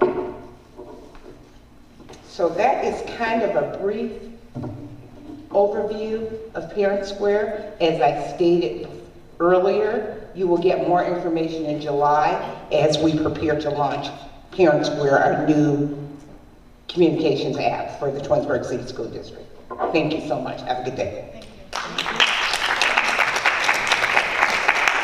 Mr. Bandiera is about to come forth and talk about safety, culture, and climate. Anything. We have to have a safe culture and climate here at Twinsburg Schools. So I'm going to talk about culture and climate real briefly tonight, but I'm not going to talk very long because I have a great group behind me here in their lovely blue shirts who are going to talk a little bit more about our culture and climate and some of the great things they do to support us here at Twinsburg. The one thing I did want to talk about real briefly, so there's our goals for the year always, but I'm focusing on those different areas, but focusing more specifically, one of our social emotional programs that we have at Twinsburg Schools, and I'm not going to talk long about it because I know our Beachbrook team is going to talk a little about this, but we are presented with the opportunity to bring Rocks, Ruling Our Experiences program. It's a girls group to Dodge RBC in the high school this year. And this is a program brought to us by our consultant, Erica Houston, who works at the ESC of Northeast Ohio. And she was really helpful in kind of getting some of our staff trained in this program and using it as a tiered intervention, a PBIS tiered intervention for our students, our girls, and helping them build upon their strengths and things that it means to be a preteen or teenage female. So, like I said, I'm not going to talk about that long because we have a great group behind us who I'm very lucky to work with. Our Beachbrook's social workers that work in our district do phenomenal things. And this year was my first year getting to work really hands-on with them. And they're led by Mrs. Carrie Toledo-Bell, who's going to come up and introduce her team and then talk to us about a little bit about what Beachbrook does in our district and how they support our students in a vast number of ways. So, Mrs. Toledo-Bell. Thank you, Ryan. Hi, everybody. Thanks for having us here today. I know you've had a long night and you have much more to talk about, so we'll try to chew through our information pretty quickly. My name is Carrie Toledo-Bell. I have been the Beachbrook social worker here for the last 9 years. So basically our whole entire partnership with Beachbrook and Twinsburg. I work at the high school as well, and I'm going to introduce my team to you right now and give you sort of an update report about what we've been doing in the district this school year. Okay, there we go. Just a little bit about Beachbrook. 4 years in a row, we've been one of the top places to work for in Cleveland, voted by the Plain Dealer. Our mission is to help children and families thrive by promoting healthy child development, strengthening the ability to overcome adversity, and enhancing family health and stability. And I think that's a lot of the same mission that you have as well. Okay, so meet our team. Now, this man right here is a very special person. He is not here with us for our presentation today, but this is Mark Groner. Mark is currently serving with us at Wilcox Primary. He's been there for the last month, filling in for staff that left her position. Mark has been with the agency for over 30 years, and he actually recently retired. He was my supervisor for pretty much the entire time that I've worked at Beachbrook, which is a little over 16 years now. He's taught me everything I know clinically, so it's kind of weird now that I'm supervising my former supervisor, but I'm so thankful to have him helping us at Wilcox Elementary. Next we have Christine Hott. She has been, oops, we went too far, my bad. Christine Hott has worked at Bissell Elementary for the last 4 years, also worked at Wilcox at times. She has been with Beachbrook for over 10. Next, we have Dodge Intermediate. So we have 2 social workers and counselors at Dodge Intermediate School. So this is Julia Bressler. She is coming 2 years out of college, so she came directly to us from Nordonia High School, where she was an intern with Zach Miley, who is a close friend and co-worker of ours in social work. So we're glad to have her here with us, and she and Nautica will tell you a lot about that Rocks group that Mr. Bandiera mentioned. And go. I think I'm hitting the wrong one. There we go. Oh no! I did not mean to do that. I'm so sorry. Okay. And our other lovely staff, Nautica George, she is also at Dodge Intermediate School. Nautica has been with us, we're getting close to 1.5 years, so we're glad to have 2 staff. You know, Dodge is a large building, 3 grades, so it's good to have 2 staff to kind of help each other with all of the students. Nope. Thank you, John. Okay. Next, we have Joseph White. He has been at RBC Middle School for over 2 years now. we're glad to have him. He does a lot of our groups. He does really well with doing a lot of the physical groups, especially with our boys that need to get a lot of energy out. And he's been holding it down at RBC for quite some time now. Next, we have our very talented Leah Withy, who works with me at the high school, and I'm so very happy to have her with me. We split the 4 grades between the 2 of us, so we kind of balance each other out and help each other with certain kids when I'm occupied and another crisis comes down, she handles it for me. And she's also a very talented violinist, as you can see from her picture. And that's me. Like I said, with the Beachbrook Company for the last 16 years, I really enjoy working at the high school. When I interviewed for the position, I asked Kathy and all the people who interviewed me that I really wanted to work with the high school, and I love teenagers. I know a lot of people that's why I have these guys for the younger grades. God bless them. But I have a special heart for the high school, and I thoroughly enjoy my job where I get to see a lot of my students grow from 9th grade to seniors and walk across the stage in a couple weeks. Okay, and now I'm going to turn it over to Julia. She's going to tell you about what we do in this district. Good evening again. My name is Julia. I'm working at Dodge, and I'm just going to walk through what we do as Beachbrook at Twinsburg. So we are now in our 9th year of partnership with the Twinsburg City School District. We have been contracted through our agency, which is Beachbrook, which is the Children, Youth, and Families Mental Health Agency that has been in business for 170 years to provide social work and counseling services. These services are provided to meet the social, emotional needs of students, as well as support the needs of the district as a whole. So there's a lot of information on the slide, and for the sake of time, I'm not going to go over it all, but I do want to hit some key points. So the Beachbrook service is what we do within the schools. And our school-based mental health program is that we provide free and available services to any student in the district that is in need. So our referrals are coordinated by the Twinsburg Building Administrative and Counseling teams. Our staff provides one-to-one informal counseling support in the form of regular check-ins to process, educate, and build skills based on individualized needs. And we also help with special programming, including prevention programming, PBIS, team involvement, and other wellness initiatives. And it's really important that one thing we are not, common misconception, we are not formal mental health and therapy services within the school.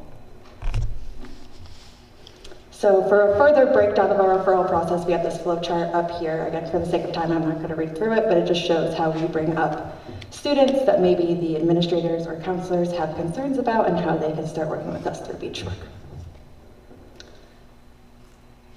So why we do what we do. 1 in 5 young people aged 13 to 18 has or will develop a mental illness in their lifetime.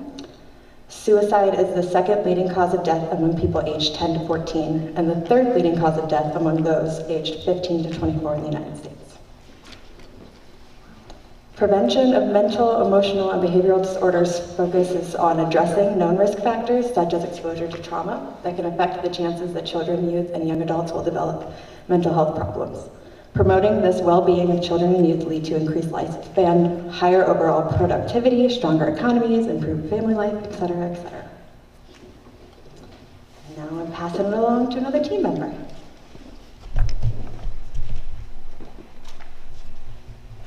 Hi, everyone. This is a recap of the data from the previous school year, 2022, 2023. Last year, we served a total of 324 students across the district, and here's the breakdown by school. We also serviced 88 students and their families over the summer, 2023, and that breakdown is there as well by school. During summer 2023, we worked out of Dodge and saw students at their homes and in the community. And we also worked on groups for the upcoming school year, and we built our caseloads and scheduled students as well as completing continuing education credits to improve our clinical skills and renew our licenses.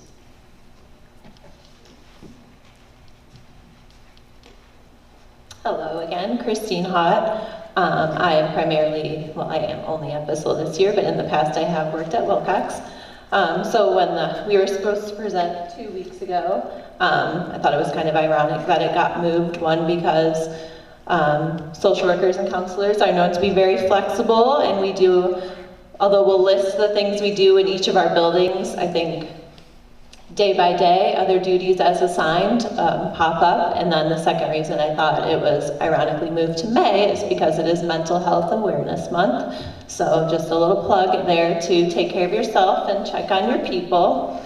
So I am going to go over a quick review of the numbers we have as of April of this year. So if you take a look at the breakdowns in each school, the total is about 70 more than last year. So numbers going up, whether that is a reflection of where our kids are at with their mental health needs or just us becoming more present in our buildings and available. Hard to say, but probably a combination of both. All right, so I am presenting on behalf of Wilcox, which is nice because I used to work there, and I also have a incoming class of 2037 kindergartner, so she's a preschooler this year. So you can see the caseload this year was 20 students, and then the breakdown per grade level. I think that when I was there, it was probably similar, but I think the more we're in that building, the more we're being used, so it's nice to see the list of things grow. One popular program that we do in addition to our individual caseloads is Tiny Tiger. If you haven't gotten a chance to see that, it's over for this year, but next year I highly recommend visiting a preschool classroom for a lesson that's use a tiger puppet to do mini social emotional classroom lessons, and they get those about every other week throughout the school year. Some other things that Dana did this year was help with Start With Hello. She helped support Shop with a Cop, like contacting and nominating families. She was a member of the PBIS team. And then a very cool thing she did this year was organizing an author visit during Black History Month. So she brought Amber Hawthorne-Spratland, who I believe is a Twinsburg alum, to her Tiny Tiger lessons for that month, and she read 2 books to those students, which was just very cool to make that connection. And then we were also just supported the Senate Bill 288 sessions in the Wilcox building. All right, Bissell, that is me. So there's 43 students on my caseload right now. You can see the breakdown there. In addition to my individual students, I have run a few groups this year. A big one in our building has been stress management. So we made pretty cool connections about where students feel stress, what it looks like, and then learning those coping skills to manage. Conflict resolution was another popular one in our building this year. In fact, that I had to create 4 groups out of that topic just because we wanted to keep the conflict down. But they're working out really nicely. These groups run for about 6 to 8 weeks. So our conflict one, we're just learning how to address it, how they can identify their feelings calmly and problem solve. I'm also part of our PBIS team, always attending meetings for students, IAT, IEP, all those sorts of things, just to advocate for what's best for our students and families. One thing I started this year with one of our OTs in one of our 2nd grade classrooms is Mantra Mondays. So we go in every Monday morning and we brainstorm with the students different mantras, positive affirmations that they want to set for the week, whether it's something that the students are struggling with that we want to reframe to something positive, or just something that's going on in the building. It's been really cool to see the students come up with their own ideas, and then we put it up on the board for the week and they remind each other and themselves what their mantra is.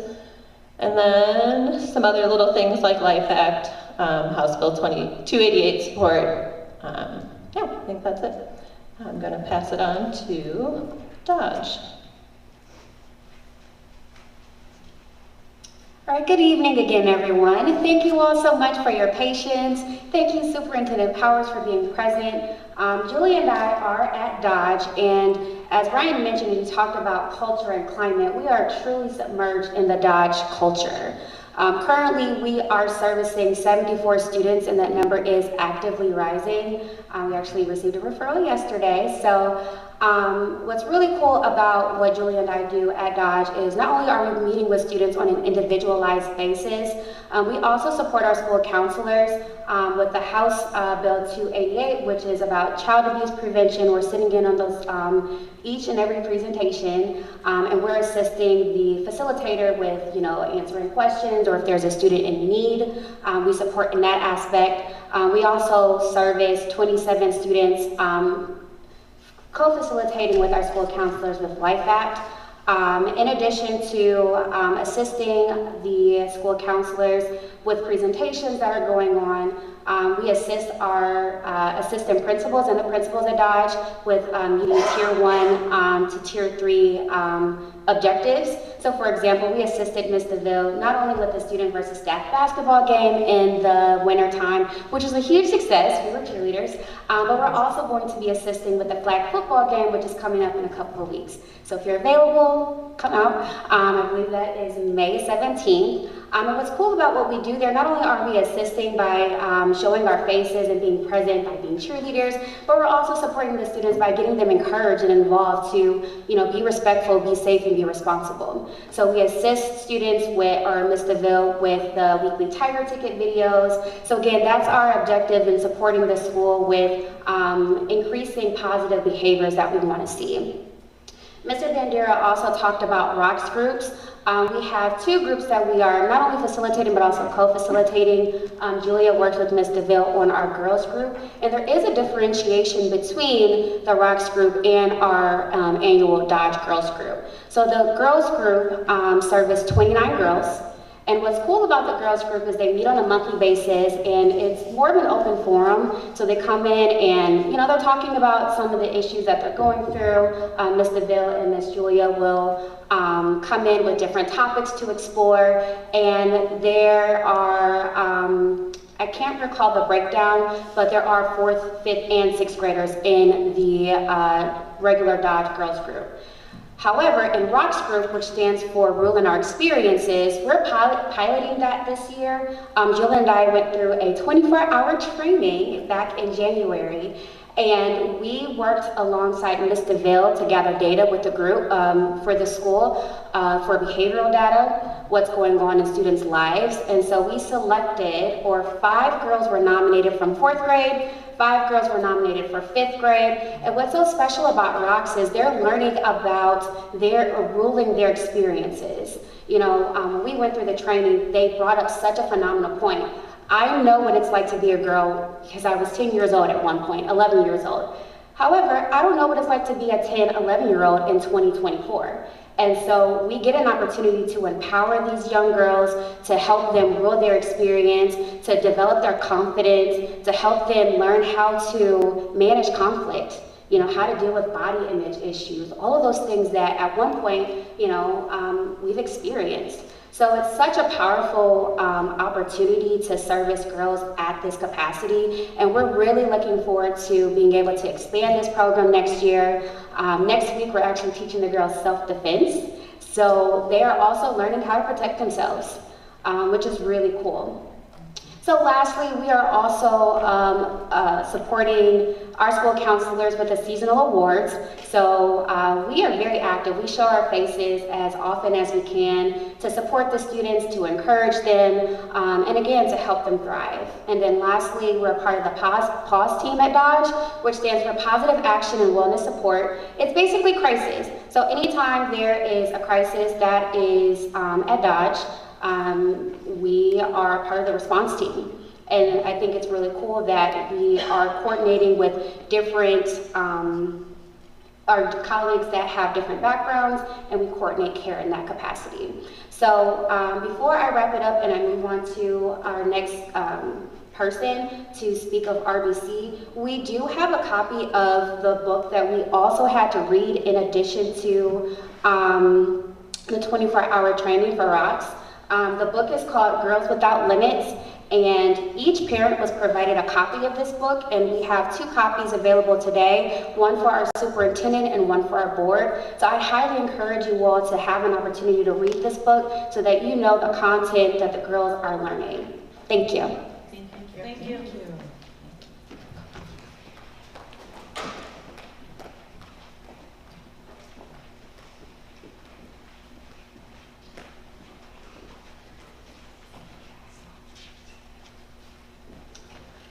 All right, so this is the current caseload breakdown for myself at RBC, along with the programs that I'm involved in. My current caseload, including students that are in groups, is 105 students, which is a lot. 51 for 7th grade and 54 for 8th grade. And I met with 49 students during Life Act, along with our school counselors. I am involved in the PBIS team meetings led by Mrs. Moore, and we have a bunch of other staff members there as well. I also am on the team that deals with any crisis intervention, threat assessment type things at school. And I also am responsible for running the Jumpstart Morning Fitness group along with the Stress Anxiety Management group, and I also do a boys leadership group as well.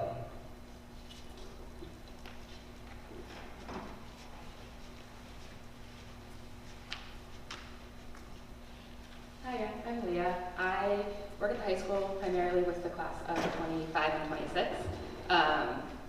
So at the high school, we have about 142 students. We've gotten several referrals since we put that number in, so it's going up. Primarily we meet with our students individually. We also participate in IEP meetings, IET meetings, mediations when it's necessary.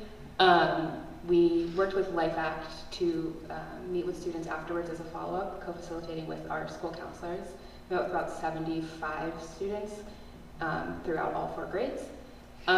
We also are a part of the PBIS Tier 2 and Tier 3 committees. So we work on school-wide interventions, group interventions, and more targeted individual interventions for some of our students. In addition, we help out with some of the clubs on campus. The Glisten Club, the Gay, Lesbian, Straight Education Network, is one that we work with, as well as Iceberg, which is our international and multicultural club that meets every couple of months to celebrate some sort of holiday, typically. One of our other activities in the high school is working to put Beachbrook Bonus in our weekly newsletter for both the parents and teachers with information about stress management or talking to students about particular issues, how to approach different behaviors in the classroom, whatever needs are in the building at that point in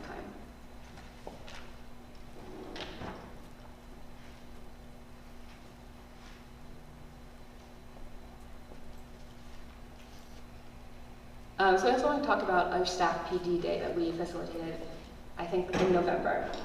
We did a couple of different activities. Our first one was a morning warm-up. We called it Mindful Morning.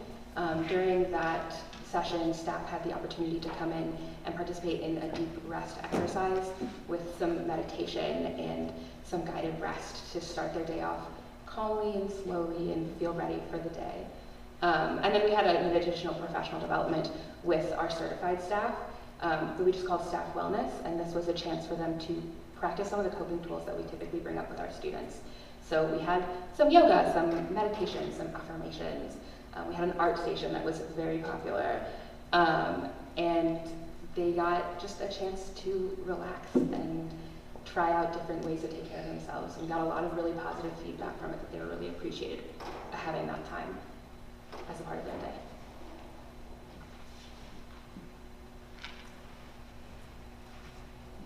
And then we have some wellness rooms across the district also.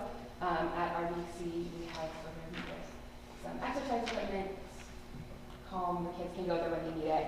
And at THS, we also have our fishbowl, which is a wellness room for our students. There's a hammock chair, posters about emotional regulation, fidget tools, yoga mats, everything that they might need to take a break throughout the day. And we have a lot of kids who will come down and ask to use that for lunch or they need a break from class and they'll come and hang out for a little bit, listen to music. Just take a break, reset.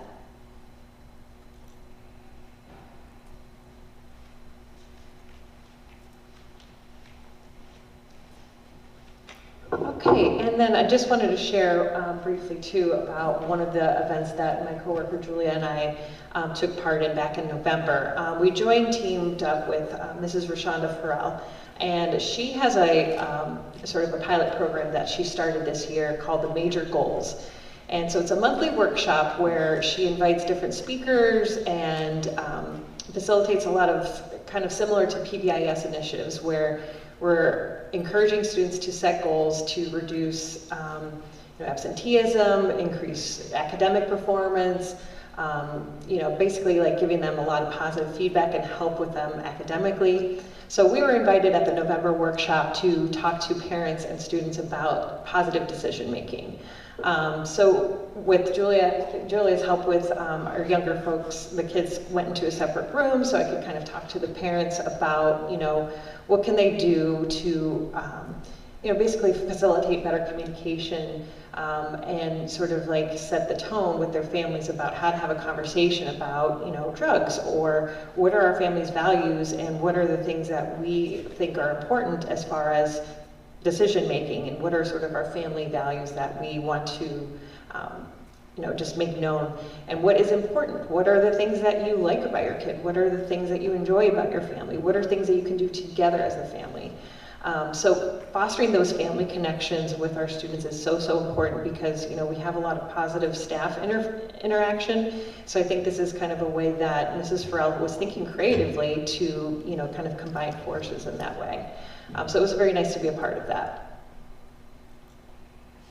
And then just recently, Mr. Bandiera and I took a small group of students. We're going to hopefully grow this program next year because I anticipate that the Summit ESC will invite us back again for an even bigger summit. So we attended the Youth Empower Summit at the Summit ESC. So we brought our students with us to hear a very motivational speaker, Ty Sells. He's very funny as well, so that was nice. So it was a leadership, engagement, and development, and these students were talking about real issues that matter to them in terms of wellness. Wellness, mental health, it's all the same, it's all health. So these kids were talking about, what are they seeing in their buildings, and they got to share with other schools about what they were seeing and mixed together and kind of problem solved.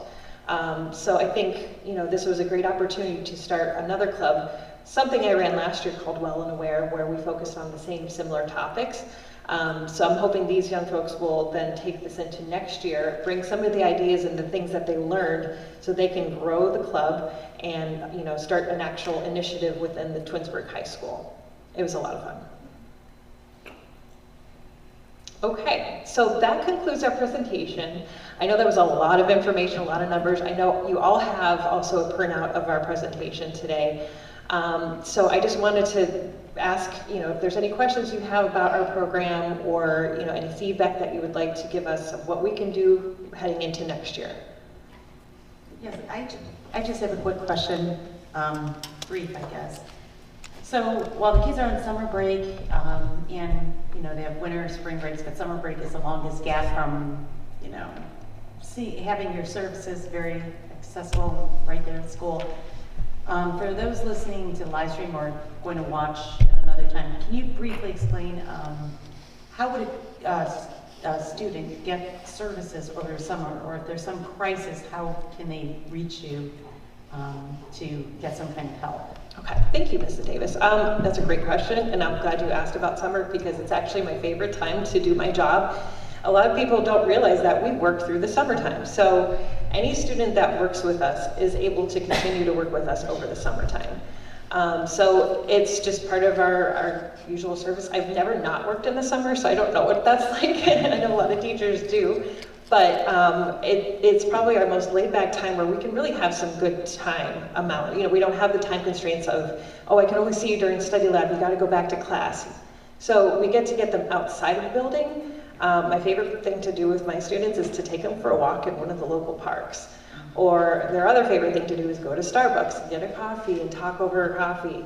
A lot of our groups we do over the summertime too are one of the things that, I don't know if we mentioned, but we do a lot of transition groups because there's a lot of anxiety heading in from you're going to third grade or third grade into fourth grade, or high school is a big, huge transition, and it's a very big difference. And so there's a lot of anxiety that a lot of our students have.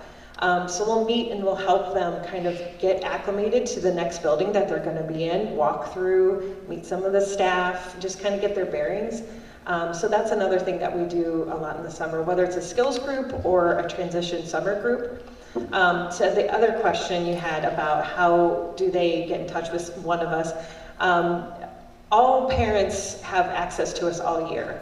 Okay, so if they are really struggling and they want to get their student involvement services, they would follow sort of our flow chart where you contact your school counselor or your administrator, and they would probably want to meet with you and talk with you and see if we're a good fit and what we can provide, and just kind of explaining the services in a little bit more detail.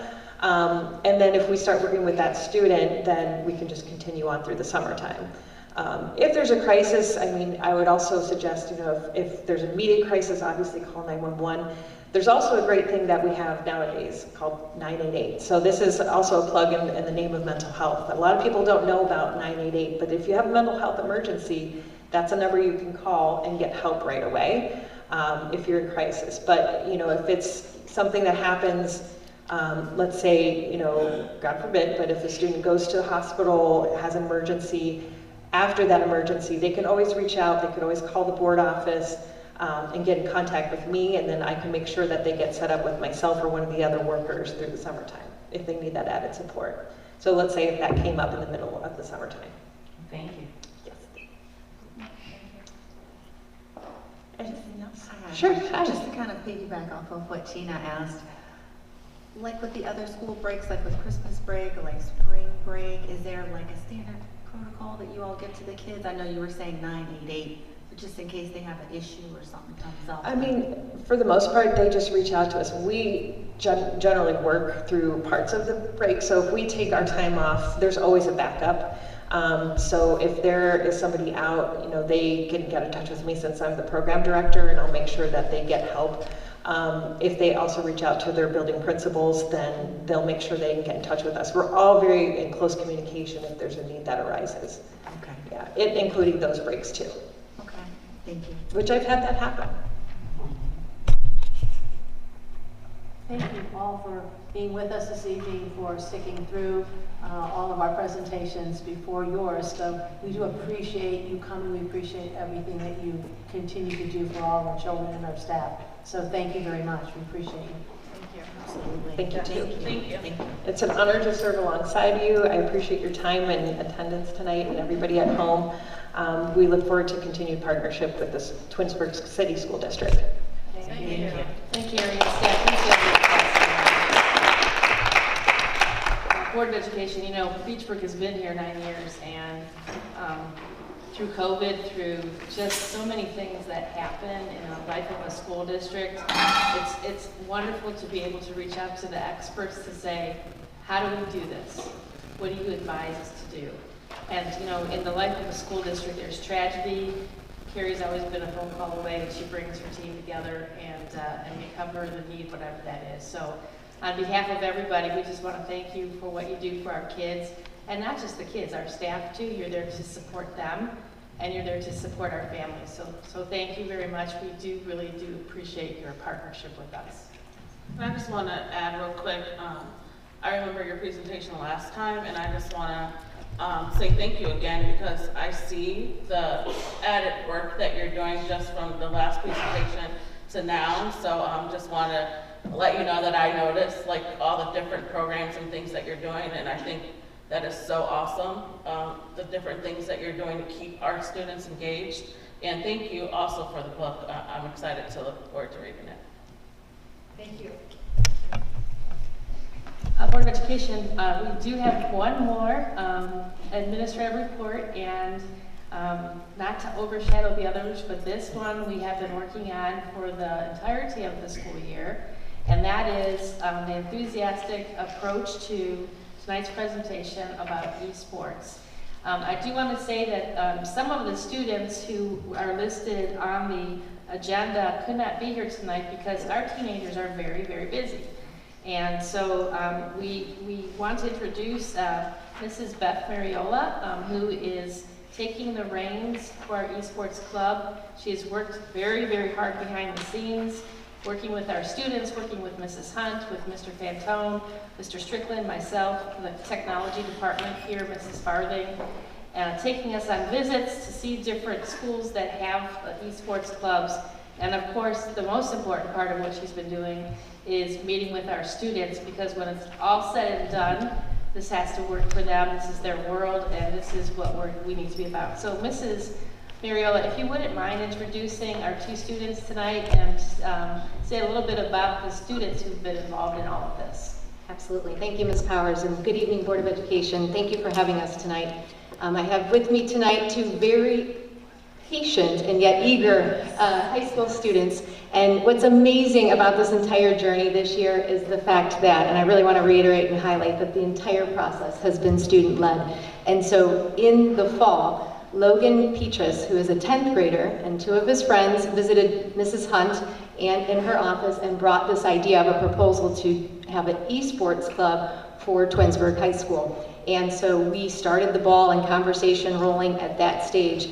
And we met with the students all year long, and they have been instrumental in guiding our process through it. So they gave us a ton of feedback, and they continue to communicate. We built a Google Classroom once we put a survey out there for an interest survey for our high schoolers, built a Google Classroom, loaded everybody's name up, and they will share very specific details about this process in just a moment. But once we built this Google Classroom and shared that, hey, we may in the end have the opportunity to present before the board, these two fine people and two others jumped at the opportunity and emailed me and said, I'll be there to present. And to me, that goes a long way in terms of the confidence, because 9th grader, Miss Tamira Humbert, is with us, and she has zero fear in public speaking. As we stammer and stumble up here oftentimes, she was the first to email me and say, I got you. So I want to present to you these two fine teenagers, and we'll begin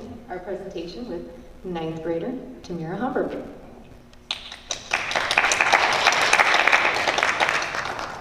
Thank you, Ms. Mariola. Good evening, Board of Education. You might be wondering, what are esports? Esports is electronic sports. It is competitive online gaming. It can be team-based or individual, and requires incredible skills in critical thinking. You have to be aware of where you are at all times, and you need to be able to communicate with others on the other side of the screen. It also requires skills in problem solving, analysis, and reflection. Our incredible staff researched through the 2023-2024 school year. They visited an esports site at Bedford High School. They also met with an esports specialist from CDWG. They surveyed and met with students, and they surveyed for an esports coach. They also met with Play Versus, which is an esports league, and received a grant for a portion of the esports equipment that we'll be needing for next school year. The staff also surveyed students of rising 9th through 12th graders to show that 31 students are interested and excited in joining an esports club for the 2024-25 school year. Super Smash Bros. Was the most popular game, closely followed by Rocket League, NBA 2K, League of Legends, and Madden. And these are all the games that we would like to play next year. As I mentioned before, Play Versus is an esports league, and they highlighted some benefits of a high school esports club, which include social and emotional learning, increased student engagement, STEM skill growth, socialization skills, scholarship opportunities, and scholastic improvement. Some benefits of esports include building academic skills and career readiness, increased problem-solving skills, and it's associated with higher math achievement. More benefits of esports, which include building student relationships and confidence, providing an outlet for students that aren't interested in traditional sports to compete, encourages collaboration, communication, teamwork, and building problem-solving skills. They also include STEAM skills and opportunities.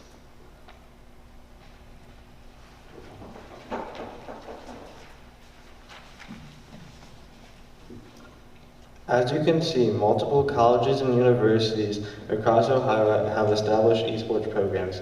This is exciting because there are many opportunities to play esports beyond high school, as well as potential to earn scholarships, money. Locally, the universities of Akron and Kent State have amazing esports programs, as well as Miami and various other schools shown here.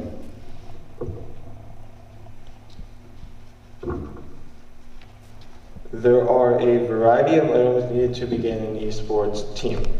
Our team has outlined several items needed, such as gaming chairs, keyboards, mice, and headsets. Everything you see here in green can be covered by a grant, which we earn through GPD Group.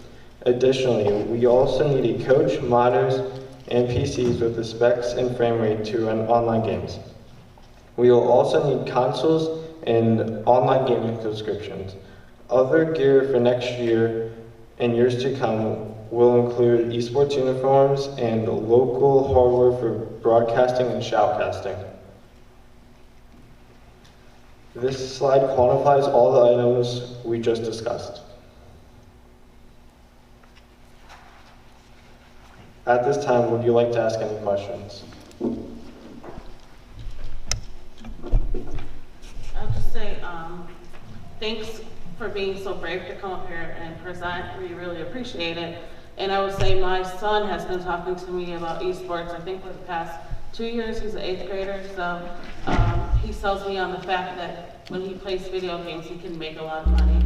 So now I see all these different benefits here. So thanks for all that. And I have a question too. Have either one of you been able to check out some of the esports or talk to anybody at some of the colleges?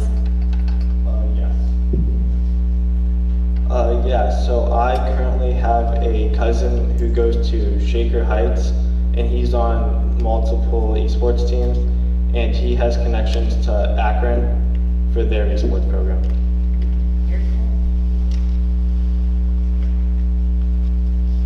I don't know if you guys noticed, but Case Western Reserve also has an esports team, and my father, who is over there, went to Case, so I'm pretty sure he can vouch for them of your amazing team. Now, question as well. You said that the games below, those are the 5 games that would get played. That's accurate. Yep. You see them right there on the Smash Bros. And Rocket League, NBA 2K, League of Legends, and Madden. And is it just selected by interest, or So like I heard something about like my son said like Fortnite can't be played or something. Right, that's a super popular game. Right now, a lot of our students are disappointed in that because that's a fan favorite at home, but it does contain a bit of violence, so we've steered clear of that and kept these all very uplifting. Do you have competitions like that competing against other local schools that you have for that? Yes, do you guys want to explain that? You want me to take the reign? Okay. The competition, so there's a couple of different leagues that can be played in, and Play Versus, excuse me, we've gone back and forth. They've defined for us that it's Play Versus. Play Versus is a league that is kind of up and coming, and what's nice about it is it's, rather than being Ohio-based solely, they are able to partner us up with people regionally and then nationwide. So we thought that was a huge benefit. One other benefit is they do all the coordination of that partnership, and we've kind of researched and talked to quite a few schools in the area, and they seem to be the most reliable in the way of our team sitting waiting for those connections on the other end. It's been very tried, true, and tested at this point. So that was the benefit in leaning towards Play Versus to play in their league. So do they have like practices after school? Yes, good question. So depending on the game, and then so each game requires a certain number of players, and so if we have an overwhelming response, for example, for NBA 2K, we would just create multiple teams for that so that the opportunity is there and we're not necessarily turning anybody away. But certain games only practice on certain nights of the week, and they only play on certain nights of the week. So it's coordinated based on the game that you play, and that also dictates the numbers as well. Gotcha. Thank you. You're welcome. So, if like what you said was like so in NBA 2K, if that was a popular game. question. So in our proposal, driven by a lot of the students' voices in terms of what would be needed to manage that and what our numbers look like at this stage, we've kind of outlined it enough to get us going, and also be mindful of planning for with the end in mind as well. So we've identified several councils, and if we had to stagger it by time frame after school to do that and accommodate that, we certainly would. Yep. True. You could be out quickly. Or play, you know, and last quite a while, so it's all dependent. Thank you. Thank you. Thank you, families, too, for your patience tonight. Great job. Thank you.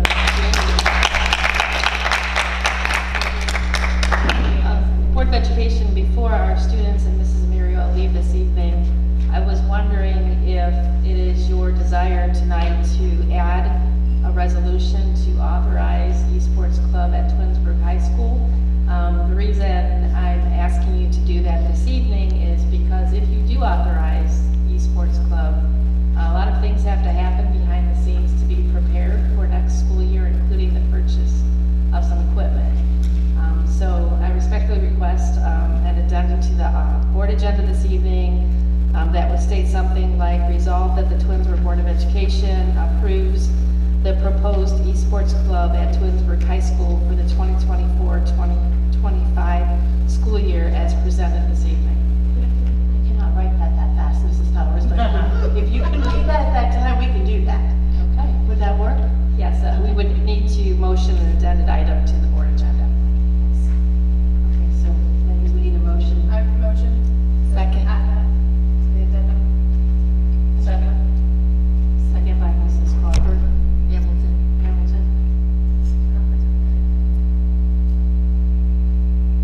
Mrs. Rosnaya, would you call the roll? Can you get that all written down there? Yes. Mrs. Egan? Yes. Mrs. Hamilton? Yes. Mrs. Crawford? Yes. Mrs. Davis? Yes.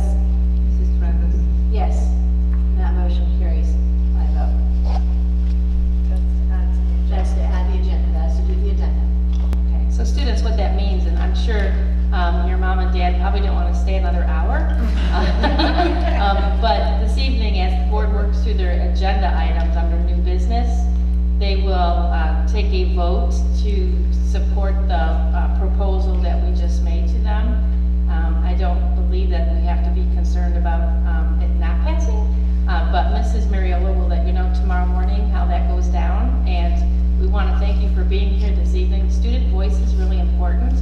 Having an idea and doing the research and working with the staff and bringing your friends along, that's how things happen here. So I would like you to go back to your student friends tomorrow and just say, hey guys, great job. I think we've got something going in the right direction. So thank you so much for being here this evening. Thank you. Thank you. Thank you for your consideration. Good night.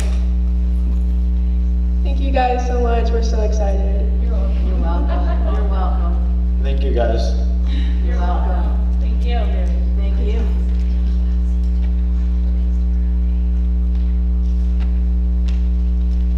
Mrs. Travis, that completes our reports for this evening. Okay, thank you very much. We have no remonstrance, so we will move on to H. Without objection, I'll read H together, 1, 2, and 3. Resolve that the Twinsburg Board of Education approves the following meeting minutes. The regular meeting for April 3rd, 2024, and April 17th, 2024, and special meetings/work sessions held on April 16th, 2024, as sent to the board under separate cover. 2, resolve that the Twinsburg Board of Education accepts the following financial reports for the month of March 2024. Bank reconciliation, cash summary report by fund, cash summary report by fund and special cost center, disbursement summary report, and investments portfolio review as sent to the board under separate cover. And 3, resolve that the Twinsburg Board of Education approves all expenditures for the month of March 2024 as reflected in the above named reports. We have a motion for items H1 through 3, please. Motion. Okay, moved by Mrs. Hamilton, second by Mrs. Davis. Any discussion? Hearing none, Mrs. Rosniak. Mrs. Hamilton?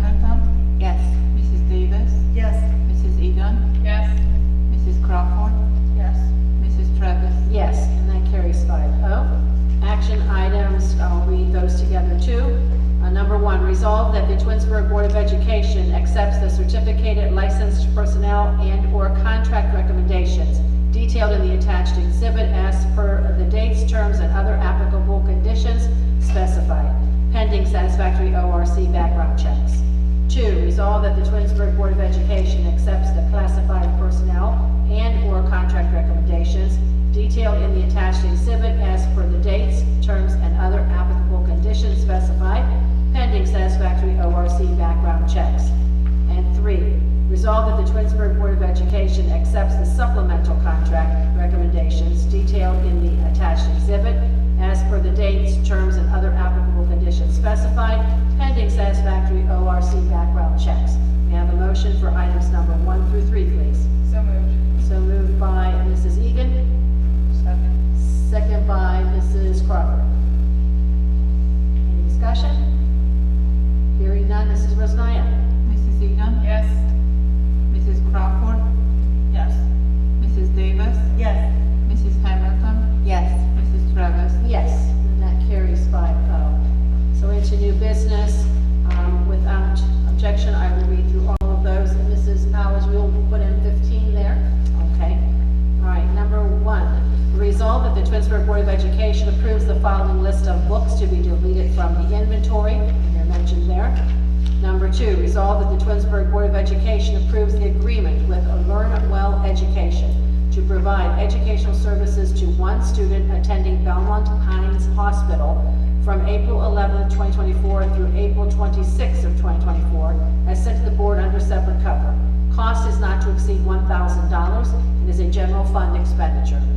3, resolve that the Twinsburg Board of Education approves a contract with Applewood Center Incorporated for one student to attend the Gerson School for the remainder of the 2023-2024 school year. Tuition amount is $9,247.68, prorated from the tuition cost in section number 4 of the blanket agreement, as sent to the board under separate cover, and this is a general fund expenditure. 4, resolve that the Twinsburg Board of Education determines the impracticality of transportation for the schools and students listed below for the 2023-2024 school year, per the Ohio Department of Education, in accordance with the Ohio Revised Code Section 3327.01. The list of the students is kept on file in the transportation office. The amount of payment is $596.43 per student. These students are in addition to the students already approved at the August 2nd, August 16th, October 18th, November 1st, all of 2023, and the January 3, March 20th, and April 3rd board meetings of 2024. And those are listed below. Number 5, resolve that the Twinsburg Board of Education approves the extended overnight trip proposal for Twinsburg High School boys and girls track teams to travel to the Dayton Welcome Stadium in Dayton, Ohio, to participate in the OHSSA State Track and Field Championship from Thursday, May 30th to Saturday, June 1 of 2024. The trip will be paid for by the THS Athletic Department with the assistance of the Twinsburg Athletic Boosters for meals, as sent to the board under separate cover. 6, resolve that the Twinsburg Board of Education approve the adoption of the 2024 summer reading list. The adoption was approved by the District Curriculum and Technology Committee at their April 15 meeting. Those are given in separate cover. Resolve that the Twinsburg Board of Education approve the creativity and advanced creativity courses of study at Twinsburg High School. The adoption was approved by the District Curriculum and Technology Committee on April 15, 2024, as sent to the board under separate cover. Number 8, resolve that the Twinsburg Board of Education approve the honors physics course of study at Twinsburg High School. And that adoption also was approved by the District Curriculum and Technology Committee on April 15, sent to the board under separate cover. 9, resolve that the Twinsburg Board of Education approve the financial literacy course of study at Twinsburg High School. The adoption was approved again by the District Curriculum and Technology Committee on April 15, as sent to the board under separate cover. 10, resolve that the Twinsburg Board of Education approve the drill team course of study at Twinsburg High School. The adoption was approved again by the District Curriculum and Technology Committee on April 15, all sent to the board under separate cover. Resolve that the Twinsburg Board of Education authorizes a revision to the vendor for the bench mill 6100 CNN milling machine from Intellect Incorporated to IST Ohio Incorporated, 150 Industrial Drive in Lexington, Ohio. The purchase was previously approved on April 17, 2024, and is for the Computer Integrated Manufacturing class. It's Project Lead the Way at Twinsburg High School. The new cost for the equipment is $19,480, which was previously approved for $19,798. So that would be a correction in the amounts. And this is a general fund expenditure reimbursed through CVCC partnership funds as sent to the board under separate cover. 12, resolve that the Twinsburg Board of Education purchase Miller Levine Biology for Save Us at the cost of $31,350 for digital licenses based on the current enrollment for biology offered at Twinsburg High School. This is a continuation of our 6-year adoption. And this is a general fund expenditure as sent to the board under separate cover. Resolved that the Twinsburg Board of Education number 13 approves the memorandum of understanding with the Twinsburg Support Staff Association regarding the employment of a current instructional assistant to serve as a substitute intervention specialist for the duration of the FMLA leave of a current intervention specialist as sent to the board under separate cover. 14, resolve that the Twinsburg Board of Education enter into agreement with the Management Council of Ohio, MCOECM, for final forms for new and returning student registration. The agreement will commence on July 1 of 2024 at a cost of $19,864 as part of the services provided by Neonet. They are located in Cuyahoga Falls. This is a general fund expenditure as sent to the board under separate cover. Mrs. Powers, number 15. Thank you, Mrs. Travis. The resolution would read, resolve that the Twinsburg Board of Education approves the eSports Club at Twinsburg High School for the 2024-2025 school year as proposed this evening under administrative reports. Thank you. So we need a motion for items 1 through 15, please. So moved by Mrs. Crawford. Second. Second by Mrs. Egan. Any discussion? Mrs. Travis and the board, just to explain J14, the final forms purchase this evening, or contract I should say. As you know, for many years we have been a power school district for student registration that was previously known as InfoSnap. And over the years it has served us well, but fast forward, some change had come to the athletic department where we transitioned from paper forms to line forms using something called final forms. As Mrs. Harding took the leadership under technology, the desire here was that we would streamline the processes that we have here so that it is better for our families. They're going from one space, one place, without having to do registration in Power School and replicate it for any athletic program that their child should have to participate in. So this purchase would begin a contract commencing in the summer of July 1st, so that when we get back underway with the students, we will have this in place. For parents who are registering their children for kindergarten at this point, we are still using Power School. So that has not changed because we didn't have the contract in place yet. And then as we move in toward the summer, our staff will help transition those families from Power School to final forms. We have a plan in place for that, led by Mrs. Harding and her team, and we look forward to a smooth transition. The other thing that happened last week was a meeting with the administrative assistants who are boots on the ground managing this for us. They have all had time to reflect on the presentation. 100%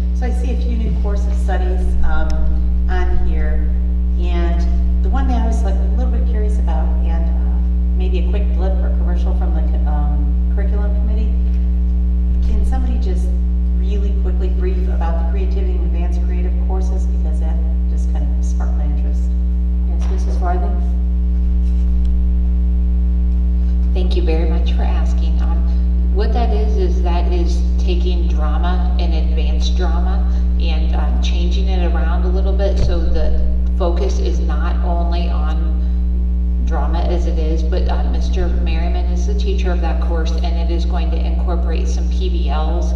He's going to incorporate some literature. He's going to have some short stories in there. So it's really changing the outlook, trying to get more interest from the students. So it's not just only drama, but so students can express themselves in multiple ways. So that's how it has a new name and a new course of study. And I think we're very excited about the change. I mean, when he did his presentation, he was so incredibly excited about it. So we're looking forward to the addition of that.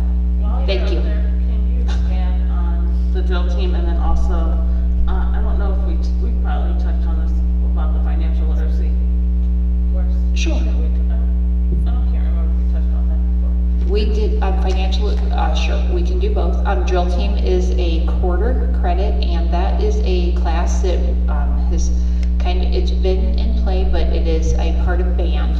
So the students years ago, when students were a part of drill team, they had to, when marching band season was over, they would play an instrument.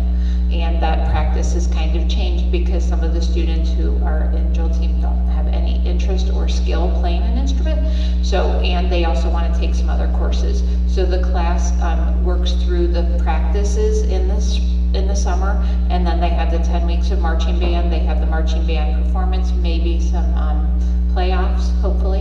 And then when the season is over, the students attend study lab for the rest of the time. So the course of study was built based on the dance standards is what we used for that, because that's what those girls do. I didn't do any performance at the curriculum meeting, so I'm not going to tonight either. So the student is based on dance because that's what the girls do. So we just wanted to get that course of study on the books. Some things changed during COVID, and that's why we're a little behind in that. So, and then financial literacy, as you know, the change is in place that our students are required to now earn a half credit of financial literacy. So Mr. Nalepa presented at the curriculum meeting the course of study that we will have in place next year for that half credit. And also we learned just this week that students can also take AP macroeconomics and AP microeconomics, and that counts. That is part of a Senate bill. And did you know that, Mrs. Travis? Got one on me. I know, we found out, what day is today? Today's Wednesday. We found out yesterday, and it's in law, and Governor DeWine has signed it, and it goes into effect in June, but it also impacts our students who started as freshmen last year. So we're excited. We were happy for the students that is the case, and we also found that, this is a side note, that College Credit Plus is a local decision, so we will be looking at the courses of study for the colleges, because the microeconomics does not really match the financial literacy course of study for Kent State. But for example, Kent State has a personal finance class that does meet the standards. So we'll be looking at each of those in a case-by-case basis. So that's what that course of study is. But you have to meet those standards, and that's what the AP macro and micro does. And I will share that with you, Mrs. Travis.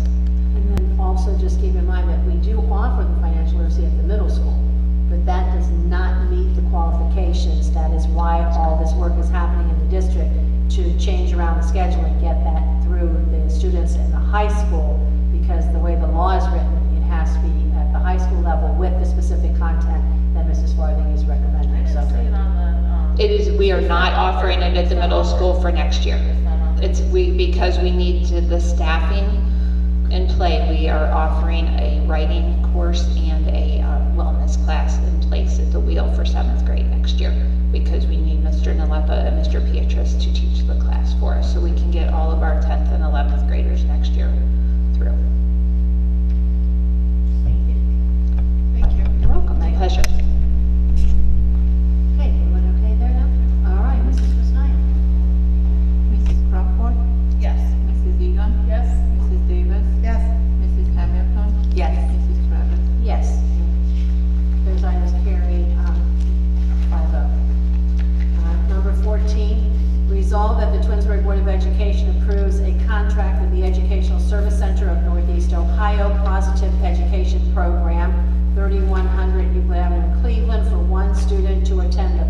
Phoenix DTC for the remainder of the 23-24 school year. Tuition costs will be $25,992 as sent to the board under separate cover. This will be a general fund expenditure. May I have a motion for that will be number 16. So moved. So moved by Mrs. Hamilton. Second. Second by Mrs. Davis. Discussion? Hearing none, Mrs. Rosmaya? Mrs. Hamilton? Yes. Mrs. Davis? Yes. Mrs. Egan? Yes. Mrs. Crawford? Yes. Mrs. Travis? Abstain. That will carry 4-0 with one abstention. And again, I want to make note that I am not at all objecting for this student to get this education. I am abstaining because it does involve the Educational Service Center of Northeast Ohio, which although again this has nothing to do with my area of employment, it is the employer that I work for. So again, it's making very clear I am not objecting because of what the content is. It's the objection for the place of employment. Thank you. Item 16, resolve that the Twinsburg Board of Education approve the purchase of computer equipment to update a computer lab at Twinsburg High School from GovConnection Incorporated from Merrimack, New Hampshire in the amount of $44,010.40 as sent to the board under separate cover, and this is a permanent improvement expenditure. And 17, resolve that the Twinsburg Board of Education approves the purchase of interactive flat panels from CDWG in Vernon Hills, Illinois in the amount of $13,025 as sent to the board under separate cover, and this is also a permanent improvement expenditure. We have a motion for items that would be 17 and 18. So moved. So moved by Mrs. Davis. Second. Second by Mrs. Egan. Any discussion? Hearing none, Mrs. Rosmaya. Mrs. Davis? Yes. Mrs. Egan? Yes. Mrs. Hamilton? Yes. Mrs. Crawford? Yes. Mrs. Travis? Yes. All right, vote on that one. Miscellaneous, ladies? Just wishing our seniors a good, I guess, close to the end of their school year, coming up very quickly. Some of them are already deep in their senior project or senior experience, and have fun at prom. I know it's going to be just a really good event. Looking forward to seeing all the pictures and also be careful. As the mom, that's the mom me telling all of you to be careful, but really enjoy it and have a good time, and just it's going to be a great experience for those who are able to attend this weekend. Yes, and just all the seniors, just want to say congratulations. I know tonight, specifically, I know baseball, it was senior night for the basic. Oh, it's tomorrow? It got rescheduled. Oh, it's tomorrow for the baseball team. And I'm pretty sure there's other ones that are coming up, but I just don't remember. So congratulations, and then safe travels and safe trip. Camp Finch was students left for 6th grade today. I think tomorrow 5th grade is leaving for Greenfield. The first part of that group is leaving. So wish all those kids safe travels and that they have a great experience. And I think that's all I can. And again, I just want to congratulate the show choir, Great Expectations, Blue Harmony, all the kids that performed last night. You guys did an amazing job. I'm so proud of you guys, and congratulations to the seniors. And I'll miss seeing some of those seniors performing, and looking forward to next year. So great job. Okay, at this time we are going to move into executive session. I'll make the motion. It's at 9:47. The Board of Education will enter into executive session for the consideration of confidential information related to the marketing plans, specific business strategy, production techniques, trade secrets, or personal financial statements of an applicant for economic development assistance, or for negotiations with other political subdivisions respecting requests for economic development assistance, provided that both of the following conditions apply. One, the information is directly related to a request request for economic development assistance that is to be provided or administered under one of the statutes referenced in RC 12122G81, or that it involves public infrastructure improvements or the extension of utility services that are directly related to an economic development project per Board of Education Policy 0166H. May I have a motion, please, for that? Well, I made the motion. I need a second, please. Second. Second, Mrs. Crawford and Hamilton, and yeah, that's fine. And okay, roll call, Mrs. Rosnaya. Mrs. Travis? Yes. Mrs. Hamilton? Yes. Mrs. Davis? Yes. Mrs. Egan? Yes. Mrs. Crawford? Yes. Okay, and I will make the motion again, number 2, for a unanimous quorum of this board or its subcommittee determines by a roll call vote that the executive session is necessary to protect the interests of the applicant or the possible investment or expenditure of public funds to be made in connection with the economic development project per the Board of Education policy of number 166H. May I have a second, please? Second. Second by Mrs. Crawford. Roll, Mrs. Rosnaya. Mrs. Travis? Yes. Mrs. Crawford?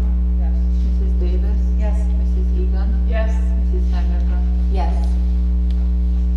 5-0. And number 3, the Board of Education enters into executive session to discuss the employment and compensation of public employees as per Board of Education Policy 0166A, and to discuss negotiations with public employees concerning their compensation or other terms and conditions of employment as per the Board of Education. I will make the motion. Second? Second by Mrs. Crawford. Roll, Mrs. Rosnaya. Mrs. Travis? Yes. Mrs. Crawford? Yes. Sorry. Mrs. Davis? Yes. Mrs. Egan? Yes. Mrs. Hamilton? Yes. Okay, thank you. That carries 5-0. So again, thank you everyone for Leah, being with us. Sorry, I just forgot to make one thing. I failed to say that next week starts Staff Appreciation Week, and we want to thank all of our staff, from superintendent, everyone in this room, to I can't name everybody, so I'll just say all of our staff. Thank you for all that you do each and every day. The PTAs have all put together things in each individual building. I will say, still look at, if you're on any of the Facebook groups, check out the Sign Up Genius. Some schools still need help, coming from Wilcox all the way down to Council PTA. We do really want to make sure that we have a great celebration for our staff. So if you can help participate, please do.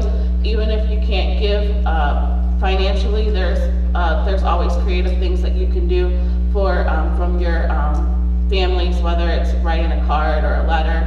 They appreciate anything you're able to do to show that you appreciate what they do each and every day. So thank you. Thank you.